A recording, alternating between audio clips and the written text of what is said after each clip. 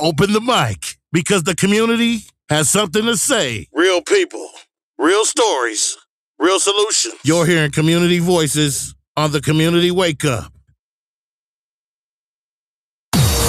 Doing it big for the community, giving you all the tea on what's happening in your neighborhood, locally, nationally, and internationally. It's the Community Wake Up with Charles and Damali.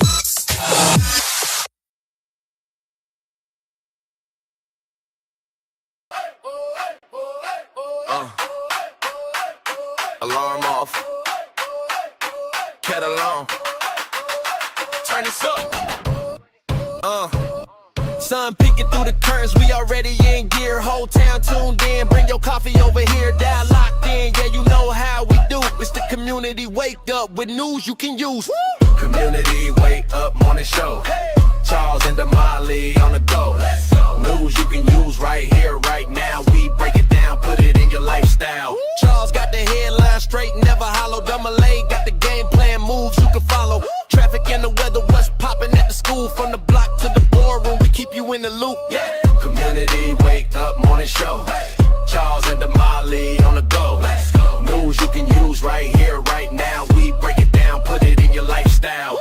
From the front porch to the car hustle, keep it light, keep it real, keep the hometown muscle. Turn it up, let the whole crew know you rockin' with the Community Wake Up morning show.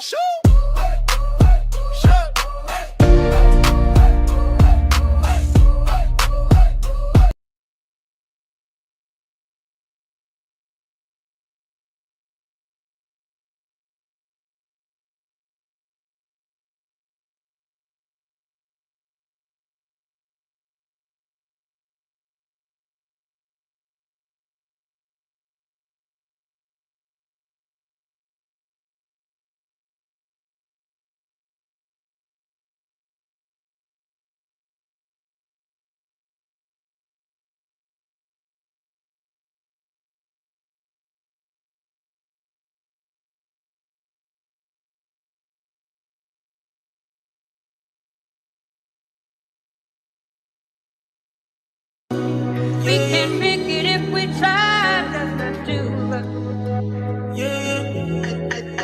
Just the two of us. Building castles in the sky, just the two of us. You and I love you, my cousin.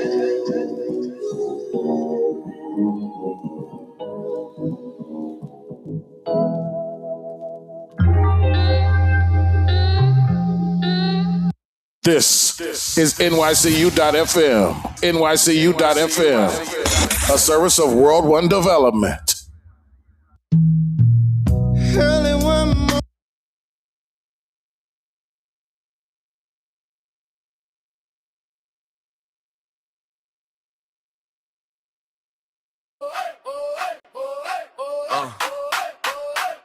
Alarm off. Cat alone. Turn this up.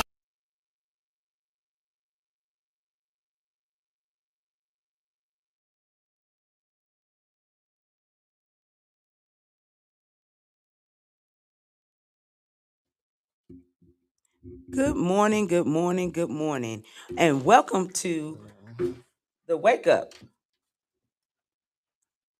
Welcome to the Community Wake Up with Charles and Damali. I am one of your hosts, Miss Damali, And I'm Charles.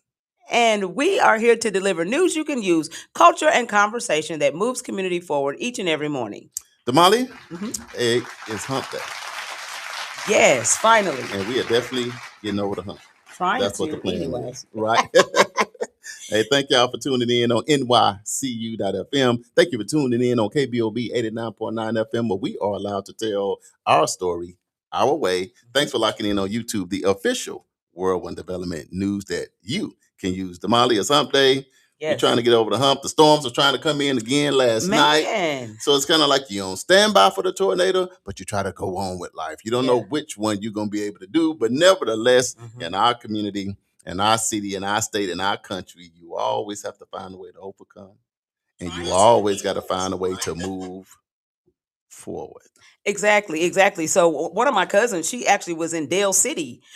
She lives in Dale City and saw a funnel pop out of the sky in Dale City. So I'm like, man, it is tornado season. Y'all, please, please be careful. Last night we were setting up for an event, and I told my staff, I said, listen, if one drop of rain falls, we out of this joint. And as soon as it started raining, I got my keys and I ran up out of here as fast as I could. I I'm like, know. And I'm over it. is it mainly tornado weather only in Oklahoma, or is this just like an Oh entire? no, it's a whole Midwest? thing. Yeah, so it's a whole thing. So there are tornadoes running all up and down. Whatever tornado alley is running all up and down the alley. So we're saying like Arkansas, Kansas, maybe Missouri, Oklahoma, all that mixed with weather. Like yesterday, it was 80 degrees. And then last night it dropped down to like 50. Yeah. So anytime those two things meet Clash in the middle, together. Yep. why they got to have a fight all the time? I don't know. Now, Can't we we talking just all about get along? Love, peace, and happiness. Now, so we're going to have to make a collect call to heaven and say, I okay, know. Lord. Now, when your creations get together down here, Right. they create some havoc. Exactly. Do they have to be mad at each other? Why they can't be like, how you doing, Mr. Cooler? How you doing, Hot Air? We need to do an exchange right here. But we don't want to disrupt the people. Yes. We don't want to keep them up all night long, all in the tub, all in the closet with candles and flashlight, knowing people got to get up and go to work. Man, we got things to do. Got to go to school. Man. The babies got to go to daycare. But nevertheless, you got to play the hand that the world deals you. Man, and it be rough in these streets. I'm telling you right now, it's rough in these streets. Well, thank you for the affirmation. Yes. Because regardless of what goes on, yes, the affirmation is good. So again, in Tulsa, we 6 minutes after the hour. It is 62 degrees. I thought today the high was going to be 54. So I don't know if that's going to. I know, that's why I wore a jacket today, because I was like, Yeah, I dropped my jacket on my way in here to the studio. Yeah. So I'm not sure. Traffic is kind of jammed up. If you're coming down 51 like I did, the BA Expressway, there's a little accident there. Fire. So if you got to get to work downtown, you may want to find you a workaround. Like I had to do this morning, but still make sure you drive to arrive alive, because there's a lot of people out there, and it's better to get to work a little late, even though your boss going to be waiting on you. But at least you get to work on time and you don't impact somebody else's life. Uncle Brian said this is Tornado Alley from Minnesota to the Mexican border. Ooh. So it's just all down there. I'm like, I don't know what Tornado Alley is exactly, as far as geography is concerned, but I know that it affects a nice little swath of the United States. Right. So it's not just us, but we do see a lot of tornadoes in, Oklahoma, but it's not just us. Pearlie Newton says they're under a tornado warning this morning. Yeah, that's what I'm saying. In Arkansas, yeah. My daughter said she was running yesterday, because I told my daughter, I said, I know what's going on. You're trying to be like Stella getting a groove back. Okay, she already got a husband, so don't look for her. But anyway, right. She was out there running don't yesterday. Put her business out there like that. I ain't putting up. I'm just trying to say, no, I said she running like how Stella. Now, everybody knows this, but you can't say, you remember the movie when it came out. Right. Every woman in America was saying, I'm the new Stella. And I think even my Aunt Pearlie, maybe not. Let me say that. But everybody remember Stella. Yeah, that was a jam. Miss Angela Bassett. Yeah. I told my daughter that yesterday, and we just laughed. But nevertheless, this is that time of year that you try to get in shape. It's March. Just know that you too might be dodging tornadoes as you try to run and get yourself together. Big Steve, our producer, he been lifting up about 300-400. He getting ready. He said, man, this summer my braids gonna be fresh. Said, I seen Uncle Bobby, his eyes getting greener. Saw JB yesterday, like he been trying to do 1 or 2 punches. So when he come off the road, maybe the whole community wake up team can get together. We'll go to the gym together, because if you do life together, you take care of each other, that makes for a better and a stronger community. And I want to give a huge shout out to DJ JB Smooth. He was actually in town yesterday for a couple of hours, because you guys know we had a few little technical difficulties because of the tornado and all of that situation. But he came in, sat here, and worked on stuff. So hopefully everything is working the way it's supposed to work. If these tornadoes stay away from us. Let me tell you something that you're going to always love about the community to Wake Up with Charles and Damali. We don't care what. We going to hit that button at 7. Boy. Look, lights be out. Stuff be running outside. Stuff be going over. Steve to be putting his braids back together. JB, Uncle Bobby be like, what? No matter what. 7 o'clock. Come 7 o'clock for all of you. We going to hit the button. Right. Now we don't know what's going to happen when we hit the button. Now, at least we don't wake. At least y'all don't wake up to a war. Now, we don't hit buttons that y'all Not wake them kind up of buttons. with people being blown up. Now, we hitting the button. We hitting the button of love. Right. For y'all. We got an exciting show today on this hump day. We do. Hopefully, we can help you get over the hump. We know next week is spring break, and it's going to be a little different because where are your kids going to go when the world is chaotic? Yes. My advice, stay off the planes and stay home if you can. Now, I know some of y'all going to be like, I'm just going to live the way the Lord tell me to do. You're okay doing that. But there's a lot of people stuck in Dubai. There's a lot of people stuck in Iran. There's a lot of people stuck all around this country that are Americans. And it's better to be home because home is where you hang your heart. Get you and your family together and go have a picnic. Exactly. Just go to the park. Now, we know y'all ballers and y'all like doing y'all thing, but this might be a year in 2026, Damali, that you might want to stick close to the crib because we don't want you and your family out there somewhere. And I know you. And I'm sure Marquise Dennis got some park crawls out there that y'all can go and participate, bring your blankets or something, you know. But let's go to the live and see who's on at this time. There's a lot of secret listeners on. We see y'all. We got Dominique Harper. He is on. Little bro. Uncle Brian said, good morning, guys. Ace reporter on the job. Hey, and you have been acknowledged. Dominique says, good morning, community wake up family. Cousin Pearlie Newton says, good morning, family. Mom is on. Good morning, Mama. What's going on? What's going on? Good morning, y'all. AJ Johnson down in Arkansas. He's on. The J-Bone Lounge is still fired up. Still fired up. I was thinking that was creating all those fireworks. Sometimes when I see thunder and lightning, I don't know if that's something going into the Afro satellite dish because you know it's electric. If you ain't never seen it, you go to the J-Bone Lounge and it's electric. Right. You know what I'm talking about when you come down to the satellite dish. But that's our Arkansas ambassador. We love him. He pulls up in Tulsa all the time. He actually has a permanent Airbnb here in the city. That's crazy. So, AJ, and that's real talk. It's about that time of year again. It's warming up. Once we can slow these tornadoes down, brother, man, you and Queen London get on the highway because we're going to be outside again. Yes, absolutely. Absolutely. Let's see who else is on the line. Let me see. Dominique says that we're taking cover in Fort Ice, Arkansas. Ooh. Yeah. I know about Fort Ice. So AJ says, good morning, family. Did I miss this morning's affirmation? No, AJ, you hadn't. We've been talking about the weather and all the craziness that's going on. And AJ says, yes, we have tornado storm path here in Arkansas. Marquise said, good morning, family. I should say Marquise Dennis, because we got a couple of Marquises that be on the live. Right. Ambrose said, good morning, my Wake Up family and friends. Let's go. Let's do it. Come on, Ambrose. Welcome to the show. AJ said, JB is the man in which I call the electronic mix master hitter. That's Mix master hitter. I love it. Marquise Dennis says, we got a park crawl next week. See, I told y'all, Marquise be having the stuff going down. And then AJ says, yes, we will be there. That's Charles, in answer to your question. All right. So, okay. Do we want to go ahead and hit the morning affirmation? So before we hit the morning affirmation, just want to remind you guys to be, praying for our city, because we were hit by a tornado right here where we are, where this studio sits right now. We were hit by a tornado. So our neighbors to the east and west of us, or I guess to the north and west of us, sustained really severe damage to their and substantial damage to their facilities. But we were blessed to not have to deal with those situations. But community, we still need your help. We still need cleanup. There are still some things that you can do. We had Pastor Tim Newton in on Monday, and he was talking about, the responses and the things that you guys can do so that that we can make sure we're taking care of our neighbors and being good stewards. So let's make sure that we're doing that, but then also watch out for your neighbors around. Like we're talking about Arkansas right now.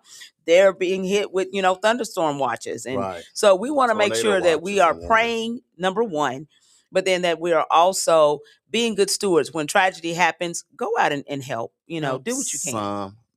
Help somebody. If you can. And say if you be like, I want to help somebody, but I'm scared of the tornadoes and the thunder and lightning. I don't want to be in a tornado like Charles and Damali. That's fine. Just go to world1development.com. Right. Go to the donate button and say, you know what? I'm not coming out this house. Here's your little donation for some gas, sandwich, for clothes, for shelter, for the people that y'all are supporting. Some of y'all like, I only do cash out, brother. World One Development, but that one is spelled WON. Mhm. So World WON Development. Right. Put that $ on the front of it. And the beauty is you can follow us because we always live. Yes. Oh, we got a busy day today. So just follow World One Development all day today because we got Yeah, it's stuff just lined up crazy all stuff. day after the show. So the Mhm. beauty of us is you can follow and you can see the work and the thousands that we impact, not just us, but y'all impact the community as well. Because most of y'all on here have always supported everything that we do, and we appreciate that. But we have so many secret listeners and Mhm. so many new people that sometimes they be like, I have been secretly listening for 2-3 years. Right. So here you a little something, because if we're going to get through 2026 Mhm. and in this future that we got coming up that's going to look a little bit different, we're going to have Mhm. to start considering our neighbor and figuring out how you can support us and others. And we also going to make sure we support you. So when you Exactly. have things going on, it's a two-way street. It's not a one-way street. Here we got going on. It's a two-way. So you know me and Damali still be hyped up even on a Wednesday. So let us do the affirmations so we too. Like, why y'all so hyped? Do be hype. Let me tell you something. Right. Hey, you got to be excited just to be alive, Damali. That part. Man, there's so many things going on. Think about how many family and friends we have lost Mhm. last year, this year, the year before. Like since the pandemic, it's kind of like every time you look at the news, we're going to a celebration tomorrow, Mhm. you know, for our guy, you know, our musician just got the secret handshake, Mhm. and we got to go and celebrate his life. So don't take life for granted. Yeah. And let's do this thing called life together. Right. Absolutely. Absolutely. So, Ambrose, if you ask me about that shirt one more time, boy, I'm gonna get you The that shirt. shirts are ordered. Did you not see the tornado? The Right. tornado. If the Yes. tornado come, But no, we're people gonna get your running. shirt. But the shirt is en route. And the beauty is that Damali, see, she the best person to order your shirt. She done pulled up on them, Ambrose. So she ain't just talking about it. She pulling up and they said, Damali, the tornado. She said, silence. I was in the tornado. Shut your mouth. Where is my shirt for my people? I had to cool Damali now. And I said, look, Damali, now I know you love the community, but it was a tornado. Right. We barely make it. Give them a chance. Look, Give I 'em had a to text chance. people, say, look, can y'all just give me until Friday? Because here's the thing, Damali. Mhm. In our community, we have to realize we live in trauma. Yeah. We've been living in trauma typically all of our lives. Mhm. And imagine a life that you never really get to turn off. Yeah. Trauma. You go Mhm. through it as a kid, you Yeah. go through it in middle school, high school, and Lord, don't become a young adult Right. and get to having kids. Your kids traumatize you. Then the expectation from the parents are on you, your school leaders, your coaches, everybody got something on you. So just know that all of us deal with trauma. Yeah. It's in our DNA. And we just trying to find a way to heal so we can have a better community. And that's one big part of the community morning wake up show. So we can heal local, national, international. So Damali, help us to breathe in and Okay. to breathe out. Okay, yeah, because we are a little bit behind. We were supposed to be already all right. past here. So 17 okay, after the hour. here we go. So 17 after the hour, we're gonna get to our morning affirmation. So we're gonna breathe in, breathe out, breathe in, breathe out. So today our affirmation says, oh God. I start to feel too good. Affirmation. Hold on. Y'all you gotta help rock with me. You know, Help in church. me. No, I'm not rocking. Hold on. No. You know, in church sometimes they say let them use you. You ever let me rock with the affirmation? No. We Okay, are reading the huh? affirmation. It's Lord other help people's us. out there that was doing just like me. Lord I'm just help saying. us. Okay. Okay, so today's affirmation says, I hold myself accountable to growth, excellence, and impact. So if we did not say it already, week 6, day 28, our theme is accountability. So that's what we're talking about. So let's break down this affirmation. First, it says, I hold myself accountable. Accountability means taking responsibility for your actions, your decisions, and your progress. It means not blaming others when things don't go right, but instead asking yourself, what can I learn and how can I improve? Accountability means owning your journey. Next, the affirmation says to growth. Growth means constantly learning and improving. It's understanding that every day is an opportunity to develop new skills, gain wisdom, and become better than you were yesterday. Growth doesn't always come from success. Sometimes it comes from challenges and setbacks. Then it says excellence. Excellence means doing your best in everything you commit to, not just meeting the minimum, but striving for quality, discipline, and integrity in your work and your character. And finally, it says impact. Impact means recognizing your actions influence other people. The way you lead, serve, and show up in your community can inspire others to help create positive change. Your growth and excellence don't just benefit you, they benefit the people around you. So, this affirmation reminds us that accountability is powerful. When we take responsibility for growing, striving for excellence, and making a positive impact, we become stronger leaders, better neighbors, and better examples for the next generation. So, this has been your morning affirmation right here on the Community Wake Up with Charles and Damali. Damali, great job on that. I know I be in here with all these theatrics, but what we got to give Damali credit for, she's able to bring it all in, get us centered, help us take a deep breath because it is early in the morning, and we got a long way to go to get through these 24 hours. But nevertheless, Damali, I think that was right on time when you talk about showing up and you're talking about leadership and the things we have to do. And what I just want to add to that while you were saying that is just understanding that it starts at home. That's it. I think for me, when you were I'm like this leadership, because a lot of times things get so crazy. Okay, we got to put it on this person. Yes. The coach need to do it. The teacher need to do it. The pastor need to do it. My cousin, my grandma. Leadership and what we can do what you can. Do what you can first.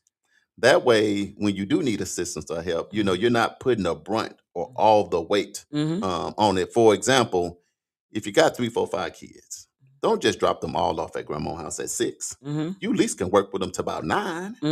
Just don't put all of the weight of the stresses of the world on other people. Let's all find a way to start at home with dad and hopefully and mom. And if they're not there, who's ever there? And then let the community as a village support that effort. But I agree with you. Then when you leave, then leaders out in the community fill in the blanks and help you where you need that help. That way you never really giving a handout.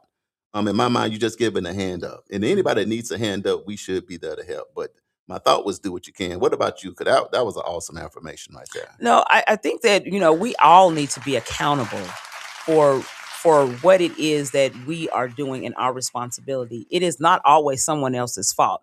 Because your daddy wasn't in the house, that doesn't mean that you go out and you become a drug dealer or you start doing things that are counterproductive in our community.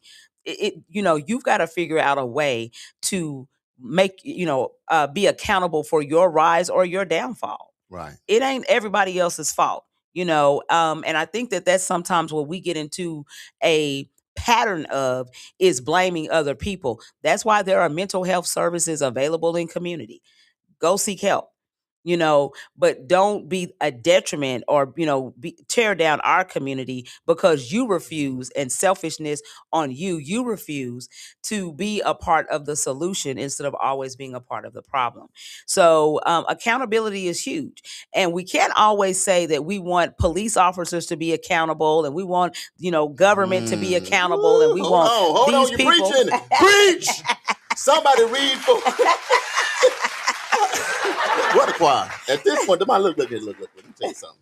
I can get you 2, 3 people to be a choir member.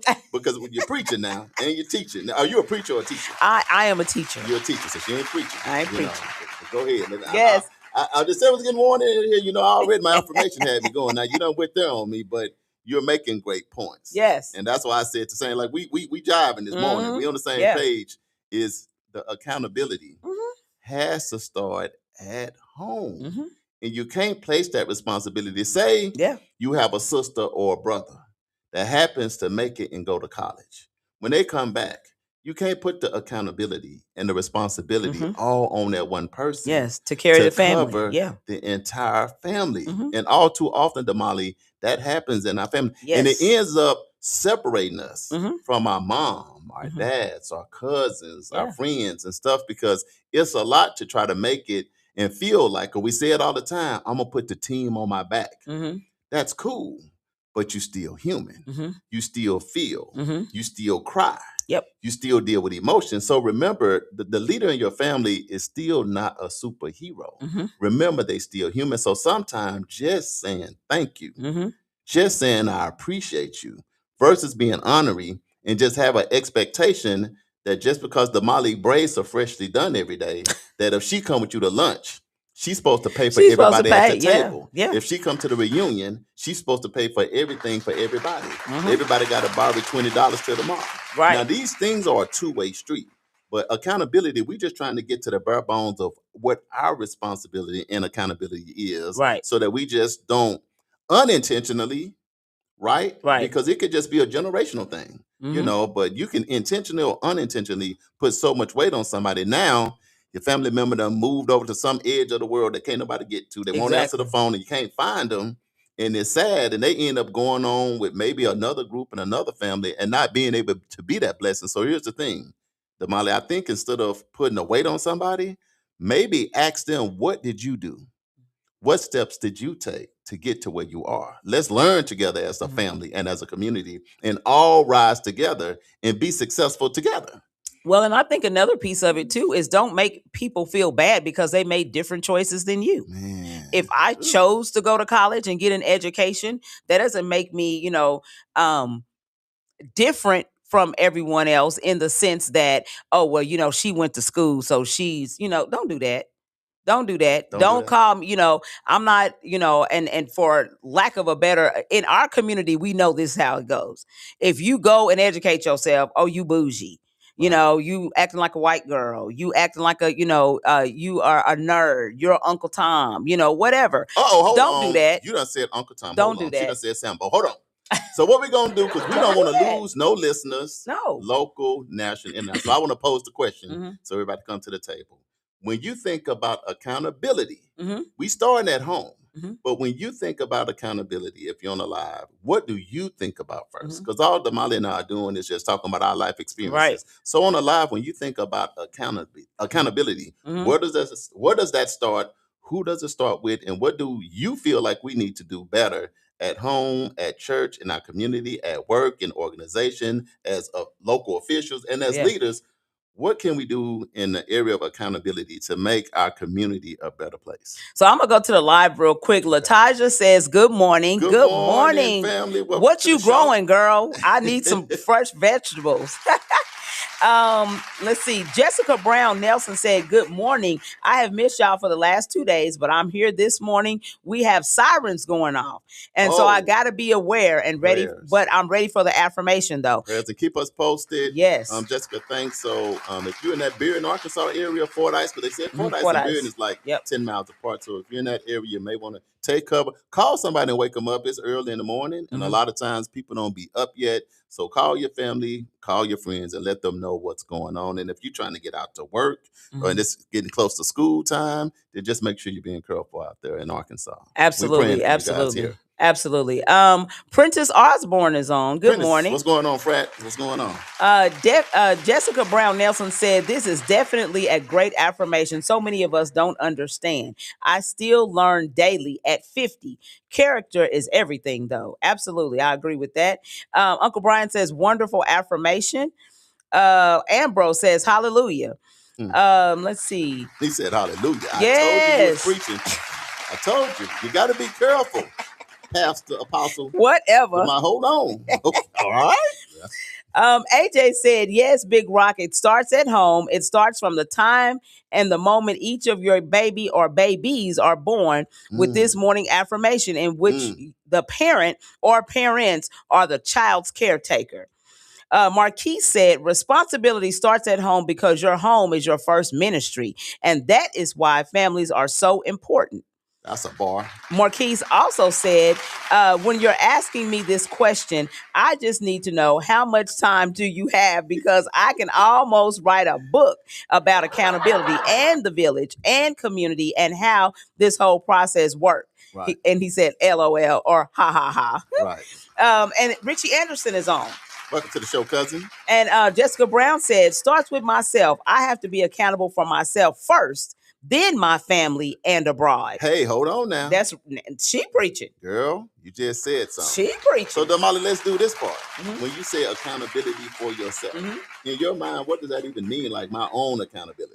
I'm responsible for me. at the end of the day, I can't blame nobody else. It ain't my mama's fault because I didn't, she didn't do this. So that's why I'm not doing that.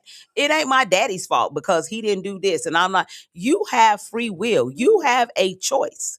And if you have free will and you have a choice, what choice are you going to make? Are you going to stay in poverty and have less than for the rest of your life because you doing this pity party, this woe is me? Or are you going to stand up and say, okay, I want to be a doctor. Let me go do some research to figure out what it takes to be a doctor, and then start checking those things off the list. Start small and just work your way up.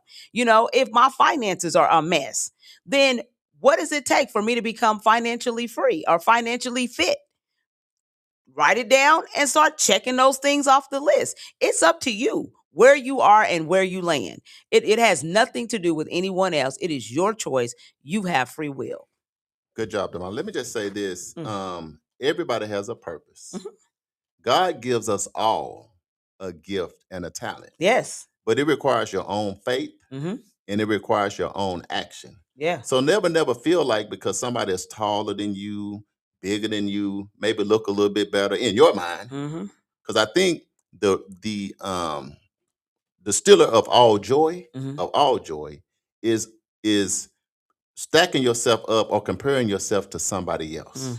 That's what I think hurts most people. Yeah. It just disrupts your joy. Understand that you got your own journey, you got your own purpose, you got your own road to take. So you got to get with God and get the support and have the faith for what you're doing. Because here's the thing, Damali, you just want to become the best version of yourself. Exactly. The world needs you to become the best version of you first. Exactly. So don't start out what this person is doing, what that person, well, my brother did this or my sister did this because she was smarter. You don't want to start there because you're not giving yourself time to look in the mirror to say, God, what do you have for me? Exactly. What's my goal? What's my purpose? Because here's the thing in life you understand. You may end up with a Michael Jordan, but you still got a Spud Webb.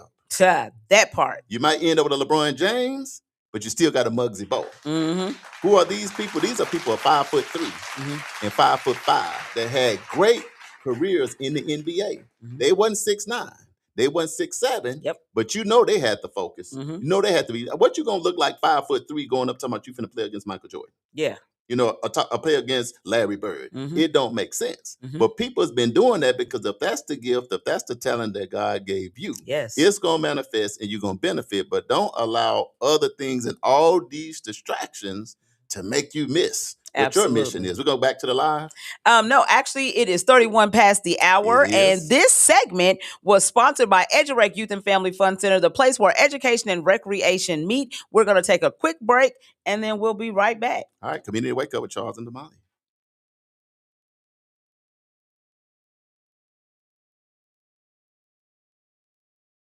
We don't just make history, we honor it. It's time for your Black History moment on the Community Wake Up. It's time to open the mic because the community has something to say. Real people, real stories, real solutions. You're hearing community voices on the Community Wake Up.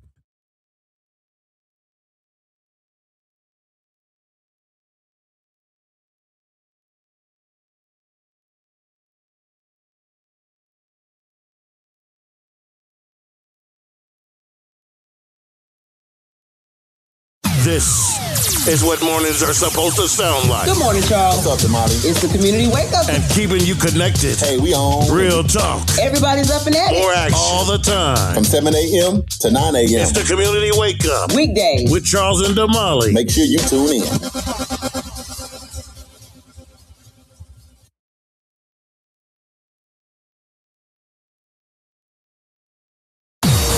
Doing it big for the community, giving you all the tea on what's happening in your neighborhood, locally, nationally, and internationally. It's the Community Wake Up with Charles and Damali.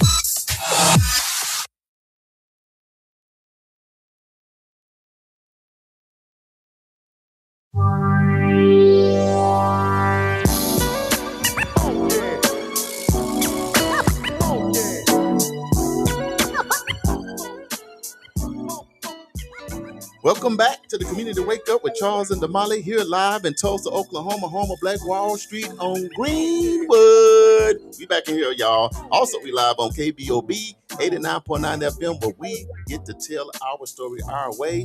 Y'all live in studio, which we're able to be local, national, and international on NYCU.FM. We also live on YouTube, the official World One Development news you can use. It's Hump Day. It's Hump Today. It's Wednesday. It's March 11th, and we are trying to get over the hump. It's 34 minutes after the hour. It's 62 degrees. Yeah. Damali preaching and teaching this morning. Our producers on the ones and twos, and our extraordinary DJ JB Smooth came through, so he added some more drops. So y'all heard that funky drop.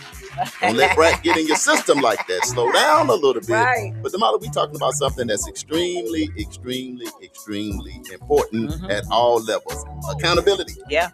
Accountability. Where we gonna go next with this thing? I think our themes have been so on point for where we are and what we're doing. Lieutenant Dedlorn Sanders will be in a little bit later in the show. This is week 6, day 28, and I think we have been right on point about the responsibility of community. That's what we're talking about, is how community fits in to the grand scheme of life, the grand scheme of, how we operate day to day.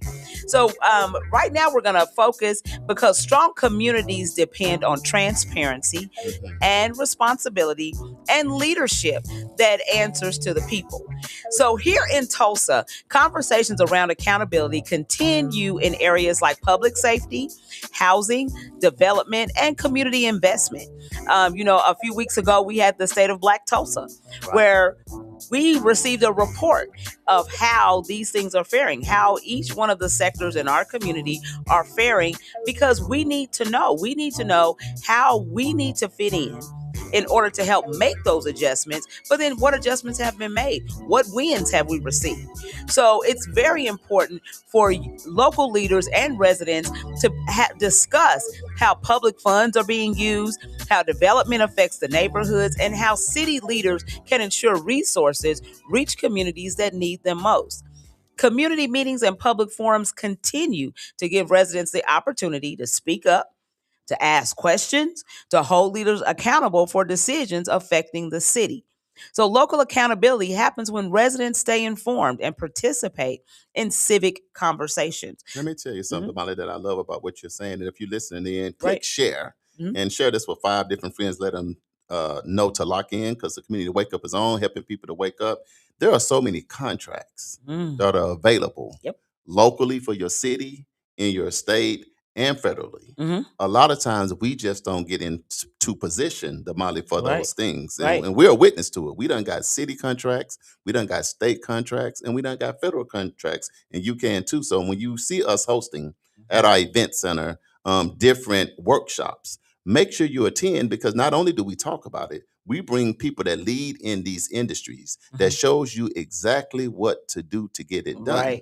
Right. And a lot of times we be like, man, why we don't have this and why we don't have that? When you come to these meetings, then you understand why we don't have it. And then you're also able to take responsibility and have some accountability on things that you can do. Exactly. That's what we said. The accountability and responsibility, it stays at home, but it's still a two-way street, because we didn't know, but you go up to a local official and go, like Ambrose, as an example, he do lawn care service. Now, he may also be doing this, but you got $1 million contracts you can get from the city. And the contract may be 2 or 3 years, multi-million-dollar contracts to do the job you're already doing, and able to scale that up. Now, he's maybe already entertained that, but I'm just saying, we know people that look like us that have those contracts. And here's another thing. A lot of times, if you don't even understand what's what, those people are friendly enough to let you work with them till you can understand how to apply for those contracts. Because here, at the end of the day, if I got a contract from the city or the state to do yard work or do whatever, and it's $5 million, if you my brother, you my sister, hey, look, when you apply for this part, I can do this part, let's collaborate together. That's generational wealth. That's right. For both. But if you don't have a seat at the table, if you don't show up to hear what's going on, then you never have the opportunity to take advantage of these things that's going on. So just mark your calendar for March 21st at 9 a.m. We'll have another workshop here. It's going to be builders, developers, and contract in many different sectors that you can participate in. They're going to be here in the building. Damali and I are going to be hosting it. So we're going to try to make sure we connect these resources to community. When you got that not-for-profit organization, where am I going to get money from? That's what we're going to talk about. How do you set up your LLC? How do you structure your bylaws? How you do all those things? That's what we're going to be talking about here. Yeah. So you can't fake showing up. So we're going to go to the live just for a quick second. So Dominique says, definitely starts at home. Community has to be unbiased, and people have to understand favor is not always fair. You better say that. That's my favorite quote. Favor ain't fair. Well, give me some of your favor anyway. It ain't fair, but let your boy borrow 10% of your favor, little brother. You know what I'm talking about? Prentice said, good morning. Good morning. What's going on, Frat? Okay. And Uncle Brian said it starts at home, and we have to be open to new things and new ideas without compromising our beliefs. That is accountability.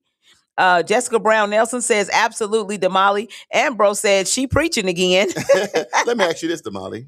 And I'm going to ask y'all on the live, too. Because to me, I think this fair. Because I'm running into a lot of young people in their 20s and 30s that's listening to the show. But they secret listening. But they be like, y'all be talking about all that old school stuff. I'm like, we talk about everything. Right. Anyway, Damali, the question to me was, man, Charles, man, how do you and Damali even become successful like that? You just seem like y'all make it so easy. And that, let me tell you this, it's a challenge in all that anything that people are doing being successful, there are challenges. Can I just say that first? Being transparent, people might be smiling, they look sharp, they got a haircut, got their hair done.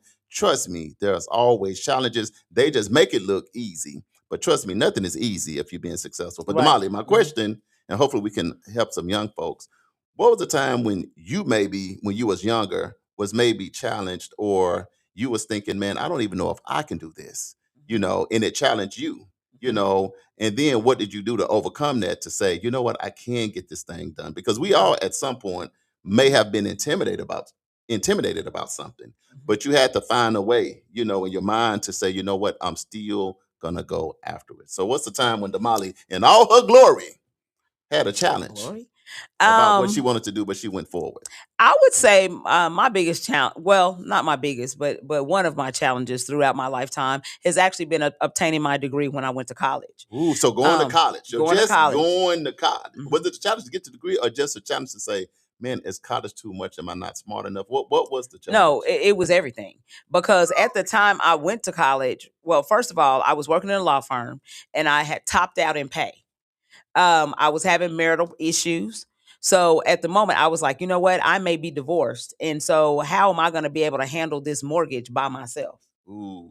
I got kids, I got 3 kids. I got to figure this thing out. Well, okay. The most logical thing, and that's what I was saying before, is figure out what it is you want to do and create a checklist and just start checking stuff off the list. So I was like, you know what, I'm gonna have to go on ahead and go back to school. So then it's like, okay, what am I going to get a degree in? So then I start thinking about my options and looking, researching my options. And I thought, well, since I already work in law, it makes sense to get a degree in criminal justice, even though my work has been in divorce and custody and child support and family law. But, law is law. So that's what I decided I was going to do. And once I made that decision, then it's like, ooh, how am I going to do this? Because I got kids, they talking about labs. Man. We got to go to the law library. I'm going through this divorce. I, don't have child support. Like, how am I going to do all of this stuff? Right. So that's when you have to be able to tap in to your inner power. And you got to be able to say, Lord, you know what? I'm just leaning on you because I don't know how. And I'm telling you, to this day, I still don't know how I got through other than it was the Lord. Ooh. Because I'm telling you, it was so difficult. Right. Staying up, you're already sleep deprived when you have kids anyway. Now you even more sleep deprived. Now you even more sleep deprived because you up writing papers. Then you still got to go to work and perform so that you don't lose your job. And it was just so much. And I just really don't even know how I got through it when I look back now. Mm-hmm. But I just knew that I had to do it. I'm like, I don't care what happens, what comes my way. At the end of the day, I got to do it. And I can remember there was a time when I was like, it must have been like in February.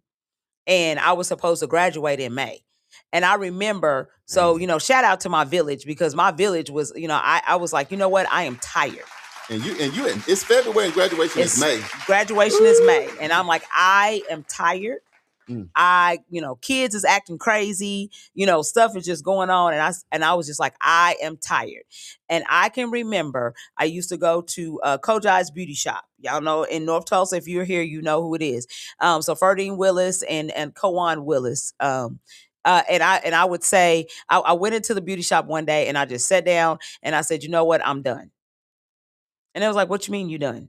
And I said, I'm done. I'm not going back to school. I'm over it. I'm so tired. I cannot go another day. I'm done. And my friend Kowan told me, you need to put your big girl panties on. You need to get this done because you this close and it don't make no sense. This is crazy talk that you talking right now. Get it done. And she said it just like that. And I was like, snap you back. Okay. Let me say this to Molly. Yeah. I just want to insert. That's why you have to have real friends around you. Yeah. Because some friends are foes that's right there close to you. Some want to see you win. Some really there to watch you fall. Yeah.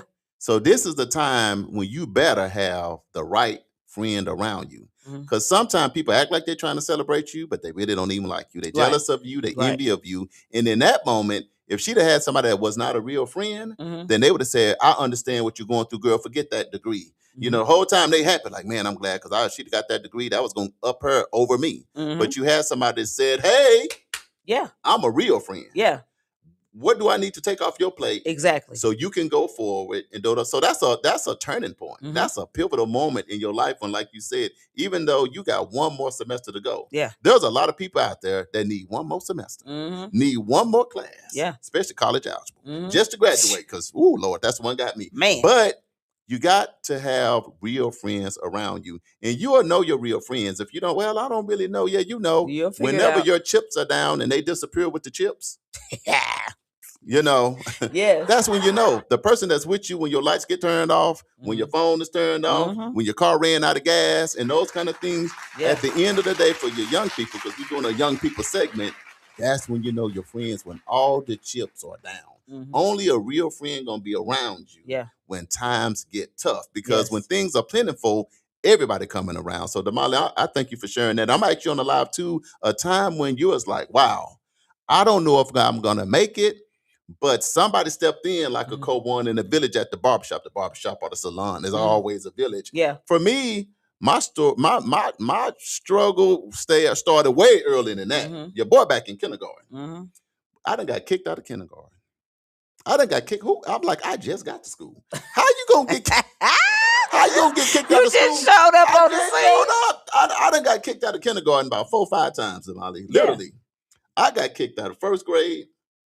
See, at least you was in college already. You already been through this part. See, I was feeling way before that. I got kicked out of 2nd grade, 3rd grade, 4th grade, 5th grade. I failed the 8th grade. I got kicked out of the rest of them. I just don't want to say them all. Make me feel some kind of way.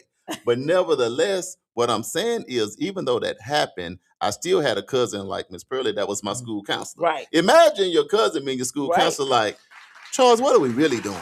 And I'm like, sometimes you can just be in your own way. You can be your own bizarre person. Because my one issue, I wanted to be the class clown. So for all you class clowns, give it up. It ain't gonna help you. But nevertheless, I won't tell the whole story. But when God favors with you, I would say when I was a good athlete, and when coaches started saying, "We want you to come to our college," I started thinking, to get serious.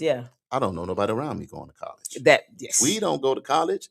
We leave and go get a job here or there, and we stay home. We get you. I mean, that's not what I see is going to college. Yeah. But that was the first time I can say, man, I don't know how. And I'll say this part, and I'm going to go to the live. How about even when I did get the football scholarship and I did go to college? Let me show you how disconnected. How about your boy pulled up in college? I guess because I had a scholarship, I thought they bought everything. Damali, I didn't take no soap, a toothbrush, toothpaste, a blanket, a pillow, a comforter. I didn't take nothing with me to college. Oh, God. Good Lord. A suitcase. Look, y'all, and I'm being transparent. I went to college and went into my dorm room and just sat in there with an empty, because I went football. We came like 3 weeks early. Right. And I sit in there. Now when I look outside, I see the mom and dad and grandma and all these different people that came to college, and they packing all this stuff in.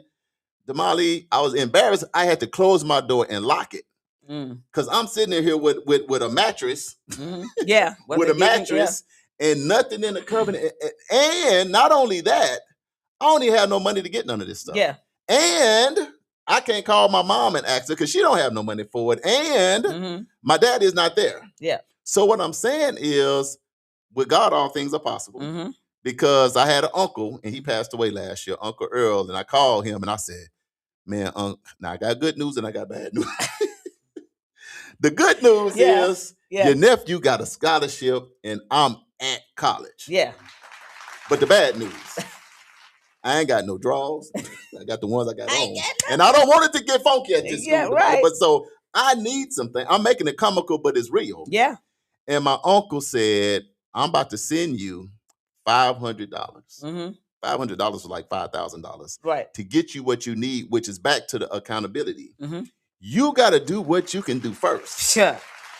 Because then God will make provisions. Make a way. For the rest of the stuff. But what if I just would have gave up then? What if I would have took my head then? What if I'd have got in my car and went back home and said, man, I'm out of here. I don't have nothing. I didn't. I sat, I prayed, I asked God, call your Uncle Earl. That's why I know him about heart. He ain't even here no more. I might call him in heaven. I know he in heaven. How he blessed me. But anyway, what's the time that you were stuck and you just didn't know maybe where you was going to go, but you said, man, I got to make the decision, or somebody showed up for you so that you was able to make it? Uncle Brian says, free will can be the greatest gift or the worst curse to you.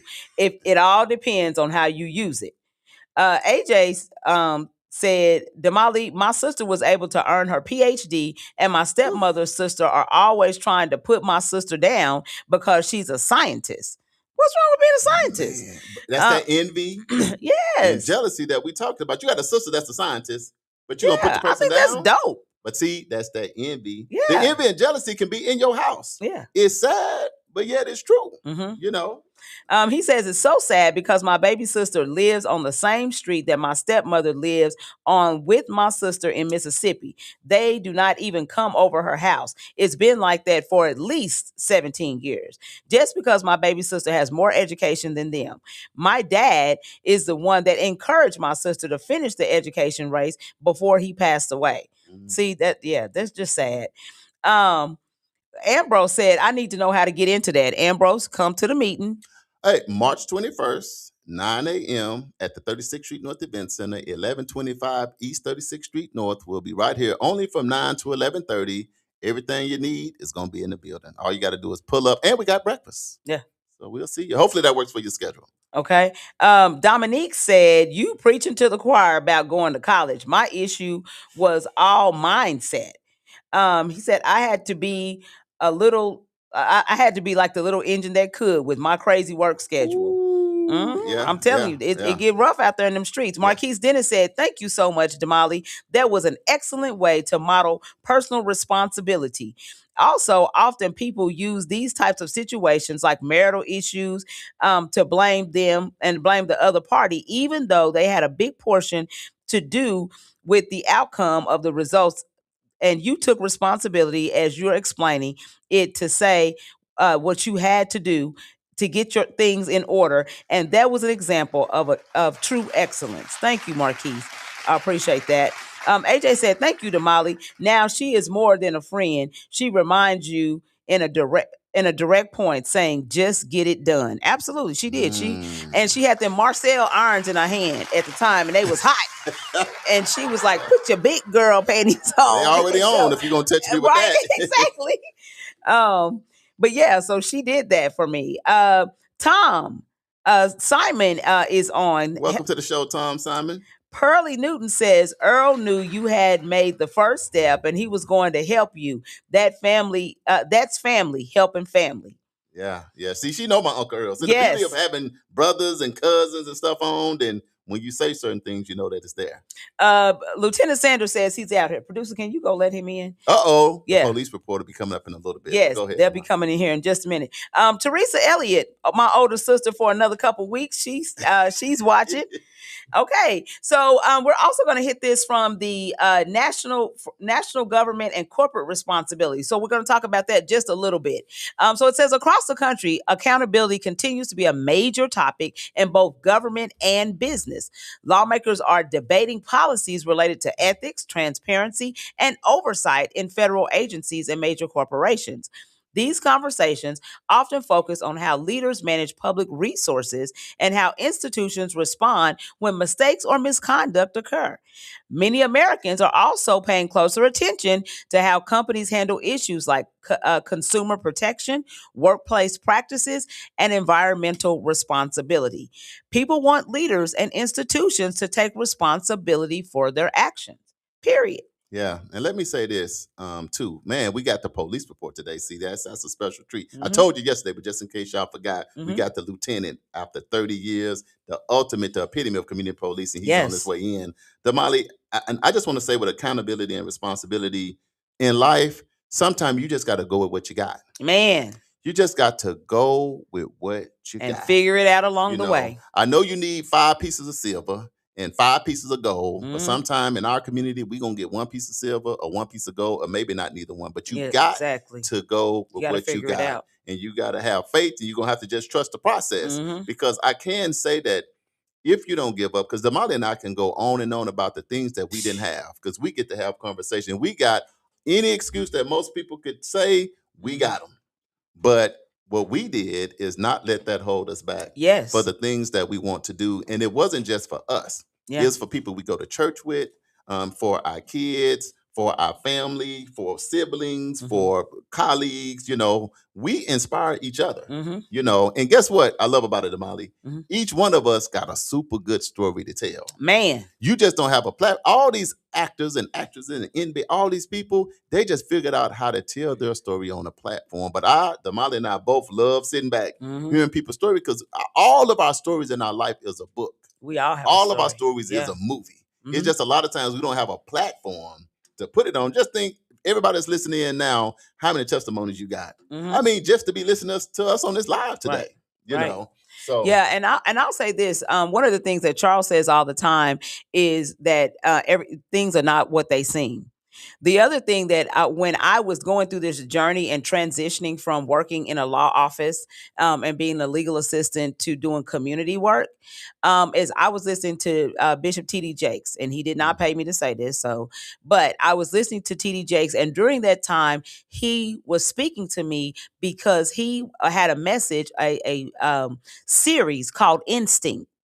And you can go look it up on YouTube. It's amazing. Or it was for me during that instincts. time. But it was Instinct, and he was comparing life to animals.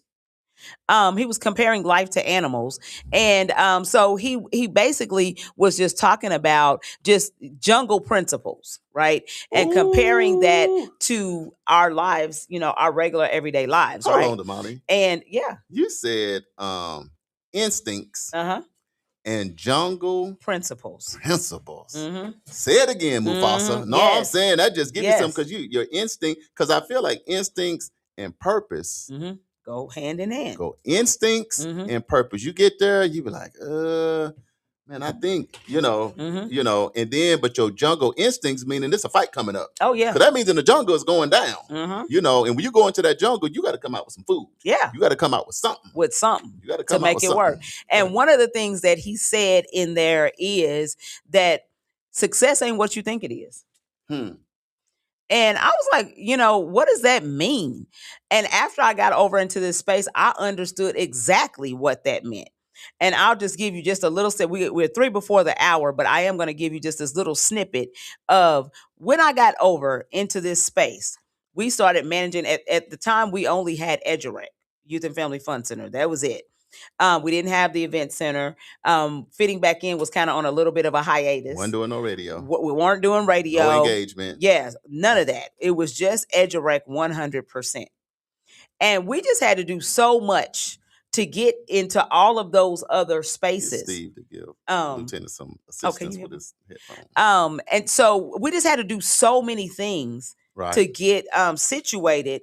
And so when people see us, they're like, oh man, you got that big old building, 36th Street North Event Center. Y'all got that big old EduRec, 53,000 square feet, sitting on 15 acres of land. Man, y'all got all the money.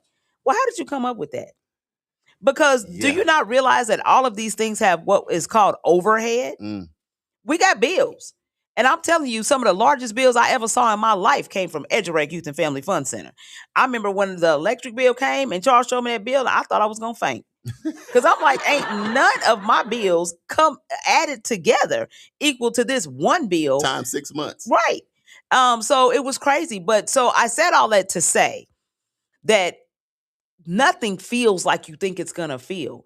But the accountability falls when you have a purpose that's bigger than you, right? Then by any means necessary. So for me, it was, I have got to get this degree because I got these babies that I got to take care of, period. I got this mortgage that I got to, think about and worry about. So at the end of the day, come hell or high water, I don't care. I'm getting this degree. I don't care. Until I had that little slip of the brain. Right. And then my friend reminded me. Now, we didn't have this conversation. You gonna finish this with the Marcel irons in her hand. You gonna finish. Damali. So is it a different devil at different? You know how they say it's a different devil at every level? Yes. Is that true or false? Absolutely true. It's true? Why you say it's absolutely true? Because once you think, okay, I overcame that, can't be nothing worse than that. As soon as you get to that next level, there's something else. Whether that's I'm in a partnership with folks that I'm working with and now they're challenging me. Let me tell you something. Let's do this. Is it devil? Is it each level different devil, or is it the gatekeeper? We're going to take a break with that. Is it the gatekeeper? We're going to take a break with time. Is it the devil? Is it just gatekeeper? Is it really just people that they okay until you get to their level? Or they assume you're going to go beyond them and they're going to be there. That's where the buck stops. Right. I'm okay with you being all right, but I don't want you to outshine me. And we got to find a way not to do it because we all shine together. Coming up next, we got the police report. The man, the myth, the legend is in the building. We're going to come back to the live. We're excited about that. You're on the Community Wake Up with Charles and Damali. And coming up next, the police report with Lieutenant Dedlorn Sanders.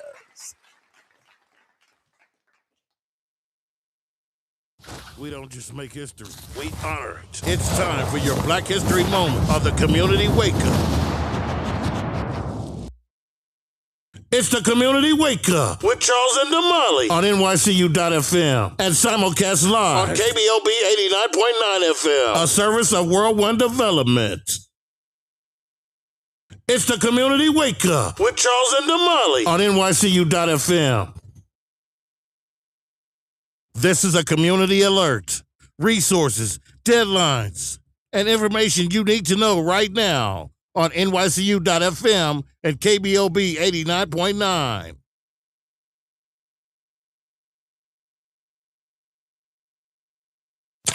Ladies and gentlemen, the all new KBOB 89.9 FM, Black on Black Community Radio. And now it's time for the Hump Day Hot Topics with Charles and Damali. Hey, guess what day it is? Hump Day! Hump Day! It's Hump Day! Hey, Mike!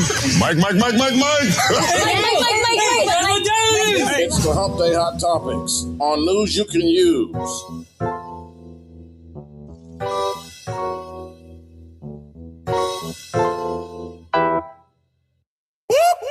That's the sound of the police.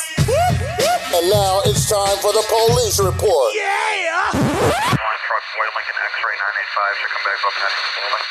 The police report on news you can use with TPD Officer and Lieutenant Dedlorn Sanders.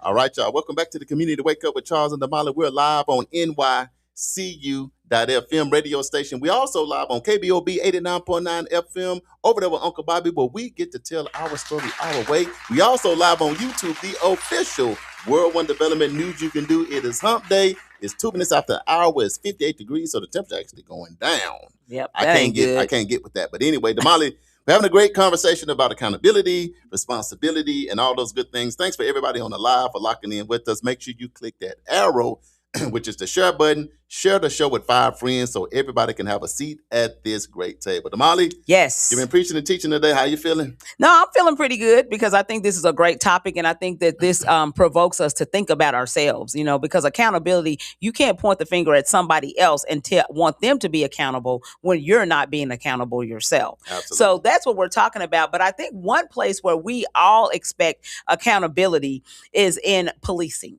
Right. And I mean, we can point the finger really big if a police officer does something that we don't like or says something that we don't like, or we catch him on camera doing this, that, or the other. But what about our responsibility? Right. What about our accountability? What about what can we do to help officers do their jobs? Because sometimes y'all know some of us can be kind of crazy. Be doing too much. Crashing out. Exactly. And so we have our own community police officer who has been with us for 6 years. 6 years. Hasn't missed until we did this transition, and trying to figure things out. So he's been with us. He's been working in community. You can always see him if there's any type of event happening. Sometimes he just show up. He'll text us and say, "Hey, I'm sitting in y'all parking lot. What you doing? Nothing. Just hanging out." No, he said y'all supposed to have me on the show at some point. I want to make sure y'all not trying to leave me behind. I got something to say. I still got something to say. I've been taking pictures on Greenwood. I've been doing videos. I'm a TikTok. I'm famous. Right. What are y'all doing? Y'all better get me back y'all on this show. So we've got in studio Lieutenant Dedlorn Sanders. And he's somebody that we just totally adore. Like we said, 30 years on a police force. I mean, you just can't ask for a better person, a better guy. And not only that, he is in the blue and white family, Divine Nine. So, that makes it even better. But Lieutenant Sanders, how you doing? I'm doing good. Good. You having a good day so far? Yeah, because I'm back. He said, "I'm back." He's like Ralph. He said he's back like he never left. Right, back like he never left. So for the people who don't know who you are, because we've got people local, national, and international, and we are on a new platform, just tell them a little bit about yourself and where you come from and what you do. My name is Dedlorn Sanders. I'm a lieutenant on Tulsa Police Department. Been working for the police department for 30 years. Born and raised here in Tulsa, Oklahoma. Graduated from the world-known McLean High School. Don't do that. Don't do that. Don't do that. Represent. See, here we go. The shenanigans.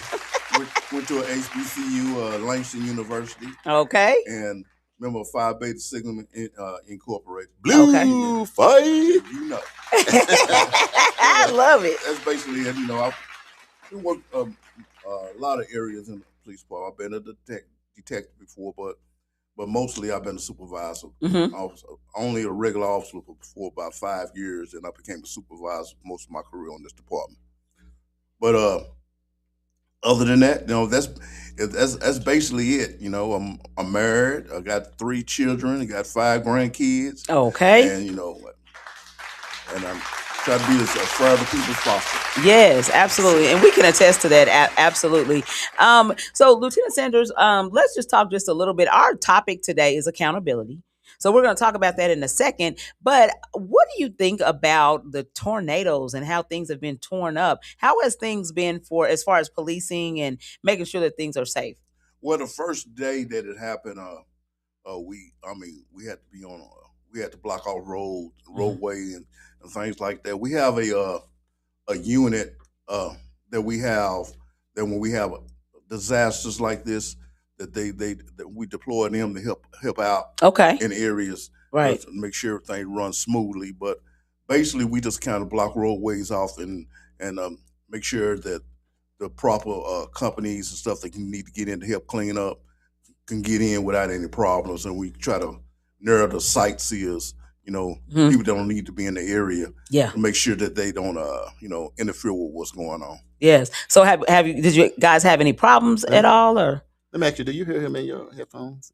And then on here, I see this thing blinking saying your mic is muted. So I don't know if that means his mic is muted. But hopefully, can y'all hear him on the live? If y'all can hear him on the live, then we good. But nobody's saying they can't. So. Yeah, so yeah. I hope y'all can hear all this good stuff I'm saying. That's what I'm saying, but we can't. Right. Yeah, right. yeah. Okay, so just let us know if you're on the live. He must can hear because AJ threw up the Sigma sign. He must, yeah. Okay, so okay. They must can hear. Right, yeah. So what we're saying, we were talking about You said, did we have any problems? Yes. Any problems? No, Yes. I didn't have any. We didn't have any problem. You know Good. what? One thing on this, I'm always surprised about our community. Yeah. Because this is the second time that is a tornado kind of hitting this area. Yes. In the area where we at. You know? And the community comes out and help cut trees and do all kind of help people out and move debris and stuff. Every time you try to say that stuff's not going right in our community, we always show out when things when things is needed. Let me ask you this, Lieutenant, because certain situations, everybody know where they were and what was going on. So even though you a lieutenant, you part of TPD, what were you doing and what was going on Friday when the tornado hit? Where were you? What was going on and how did you react to it? I was downtown working at 101 East Archer doing something for TU. They had some type of art show and they needed security. So basically I was right there on Archer, but I wasn't in the building. I was sitting in my police car listening to the radio station. They was tracking the storm. And the sirens was just going on and going on. I never did leave. I just stayed in my car. I didn't go inside or nothing. I just stayed in my car. I heard when they said they hit 36th Street. I was like, ooh, okay. So they went to 56th Street. I was listening to all of that. But I wasn't thinking it was hitting in the area where y'all's radio station was. I wasn't thinking about it hitting Votech and all this stuff. I thought it was kind of like a little farther down on 36th Street. I didn't think it was in the area where we live at. Yes. So, and what did you think about it when you saw the devastation? Again, I was surprised because I remember when I was young and growing up in Tulsa, we always say, tornado sirens go out, but tornadoes don't never hit on the north side. Thank you. I'm so glad you said this because I've been saying this and people are like, right. But see, the lieutenant just confirmed. That's what we say in community. It used to always, jump over. It might hit Turley or Sperry. That's farther north. But never actually hit our neighborhoods. Exactly. And I got a theory. I asked the weatherman about this. He says that's not true, but I still think that's true. Ever since they built that expressway, and knock the mountains down. The mountain down, and build the casino and build all that stuff up there. The landscape has changed. And I believe that's the reason why we get hit more now. Right. See, we have our own theories. That hill was like a ramp. So we was like down in the valley. So if you're down in the valley, the tornado gonna stay with wherever that elevation is. And that's why it would miss us, and by the time it land. So in my mind, Lieutenant Sanders, that's why you part of the ancestors right there. So ancestors told you that. Because I didn't think about that till you said it, because that was after Edgerek, and after that is when it started hitting. So God had put us a design up because of economic development. Now we got to deal with the tornadoes too, because now it skipped right down. It hit Jax. It hit the event center. It Tulsa Tech. Places that it has never hit. Ever. And now here it comes. So you're right. Meteorologist Sanders. We done upgraded his title. Absolutely. Leonard, like you said, we haven't seen you, man. It's the first time we're seeing it this year. It's almost spring break. So what you been up to? How has this year been so far? What's been going on in your world, man? Everything's been going pretty good. You know me, work. I'm always trying to work. And like you said, I did that with some help with some people in the community. Did that community picture on Greenwood, which I was surprised. I said, I put my name out here on the line for this. I don't know what I'm doing here. But I just came up with an idea because I've seen other communities doing it in other states.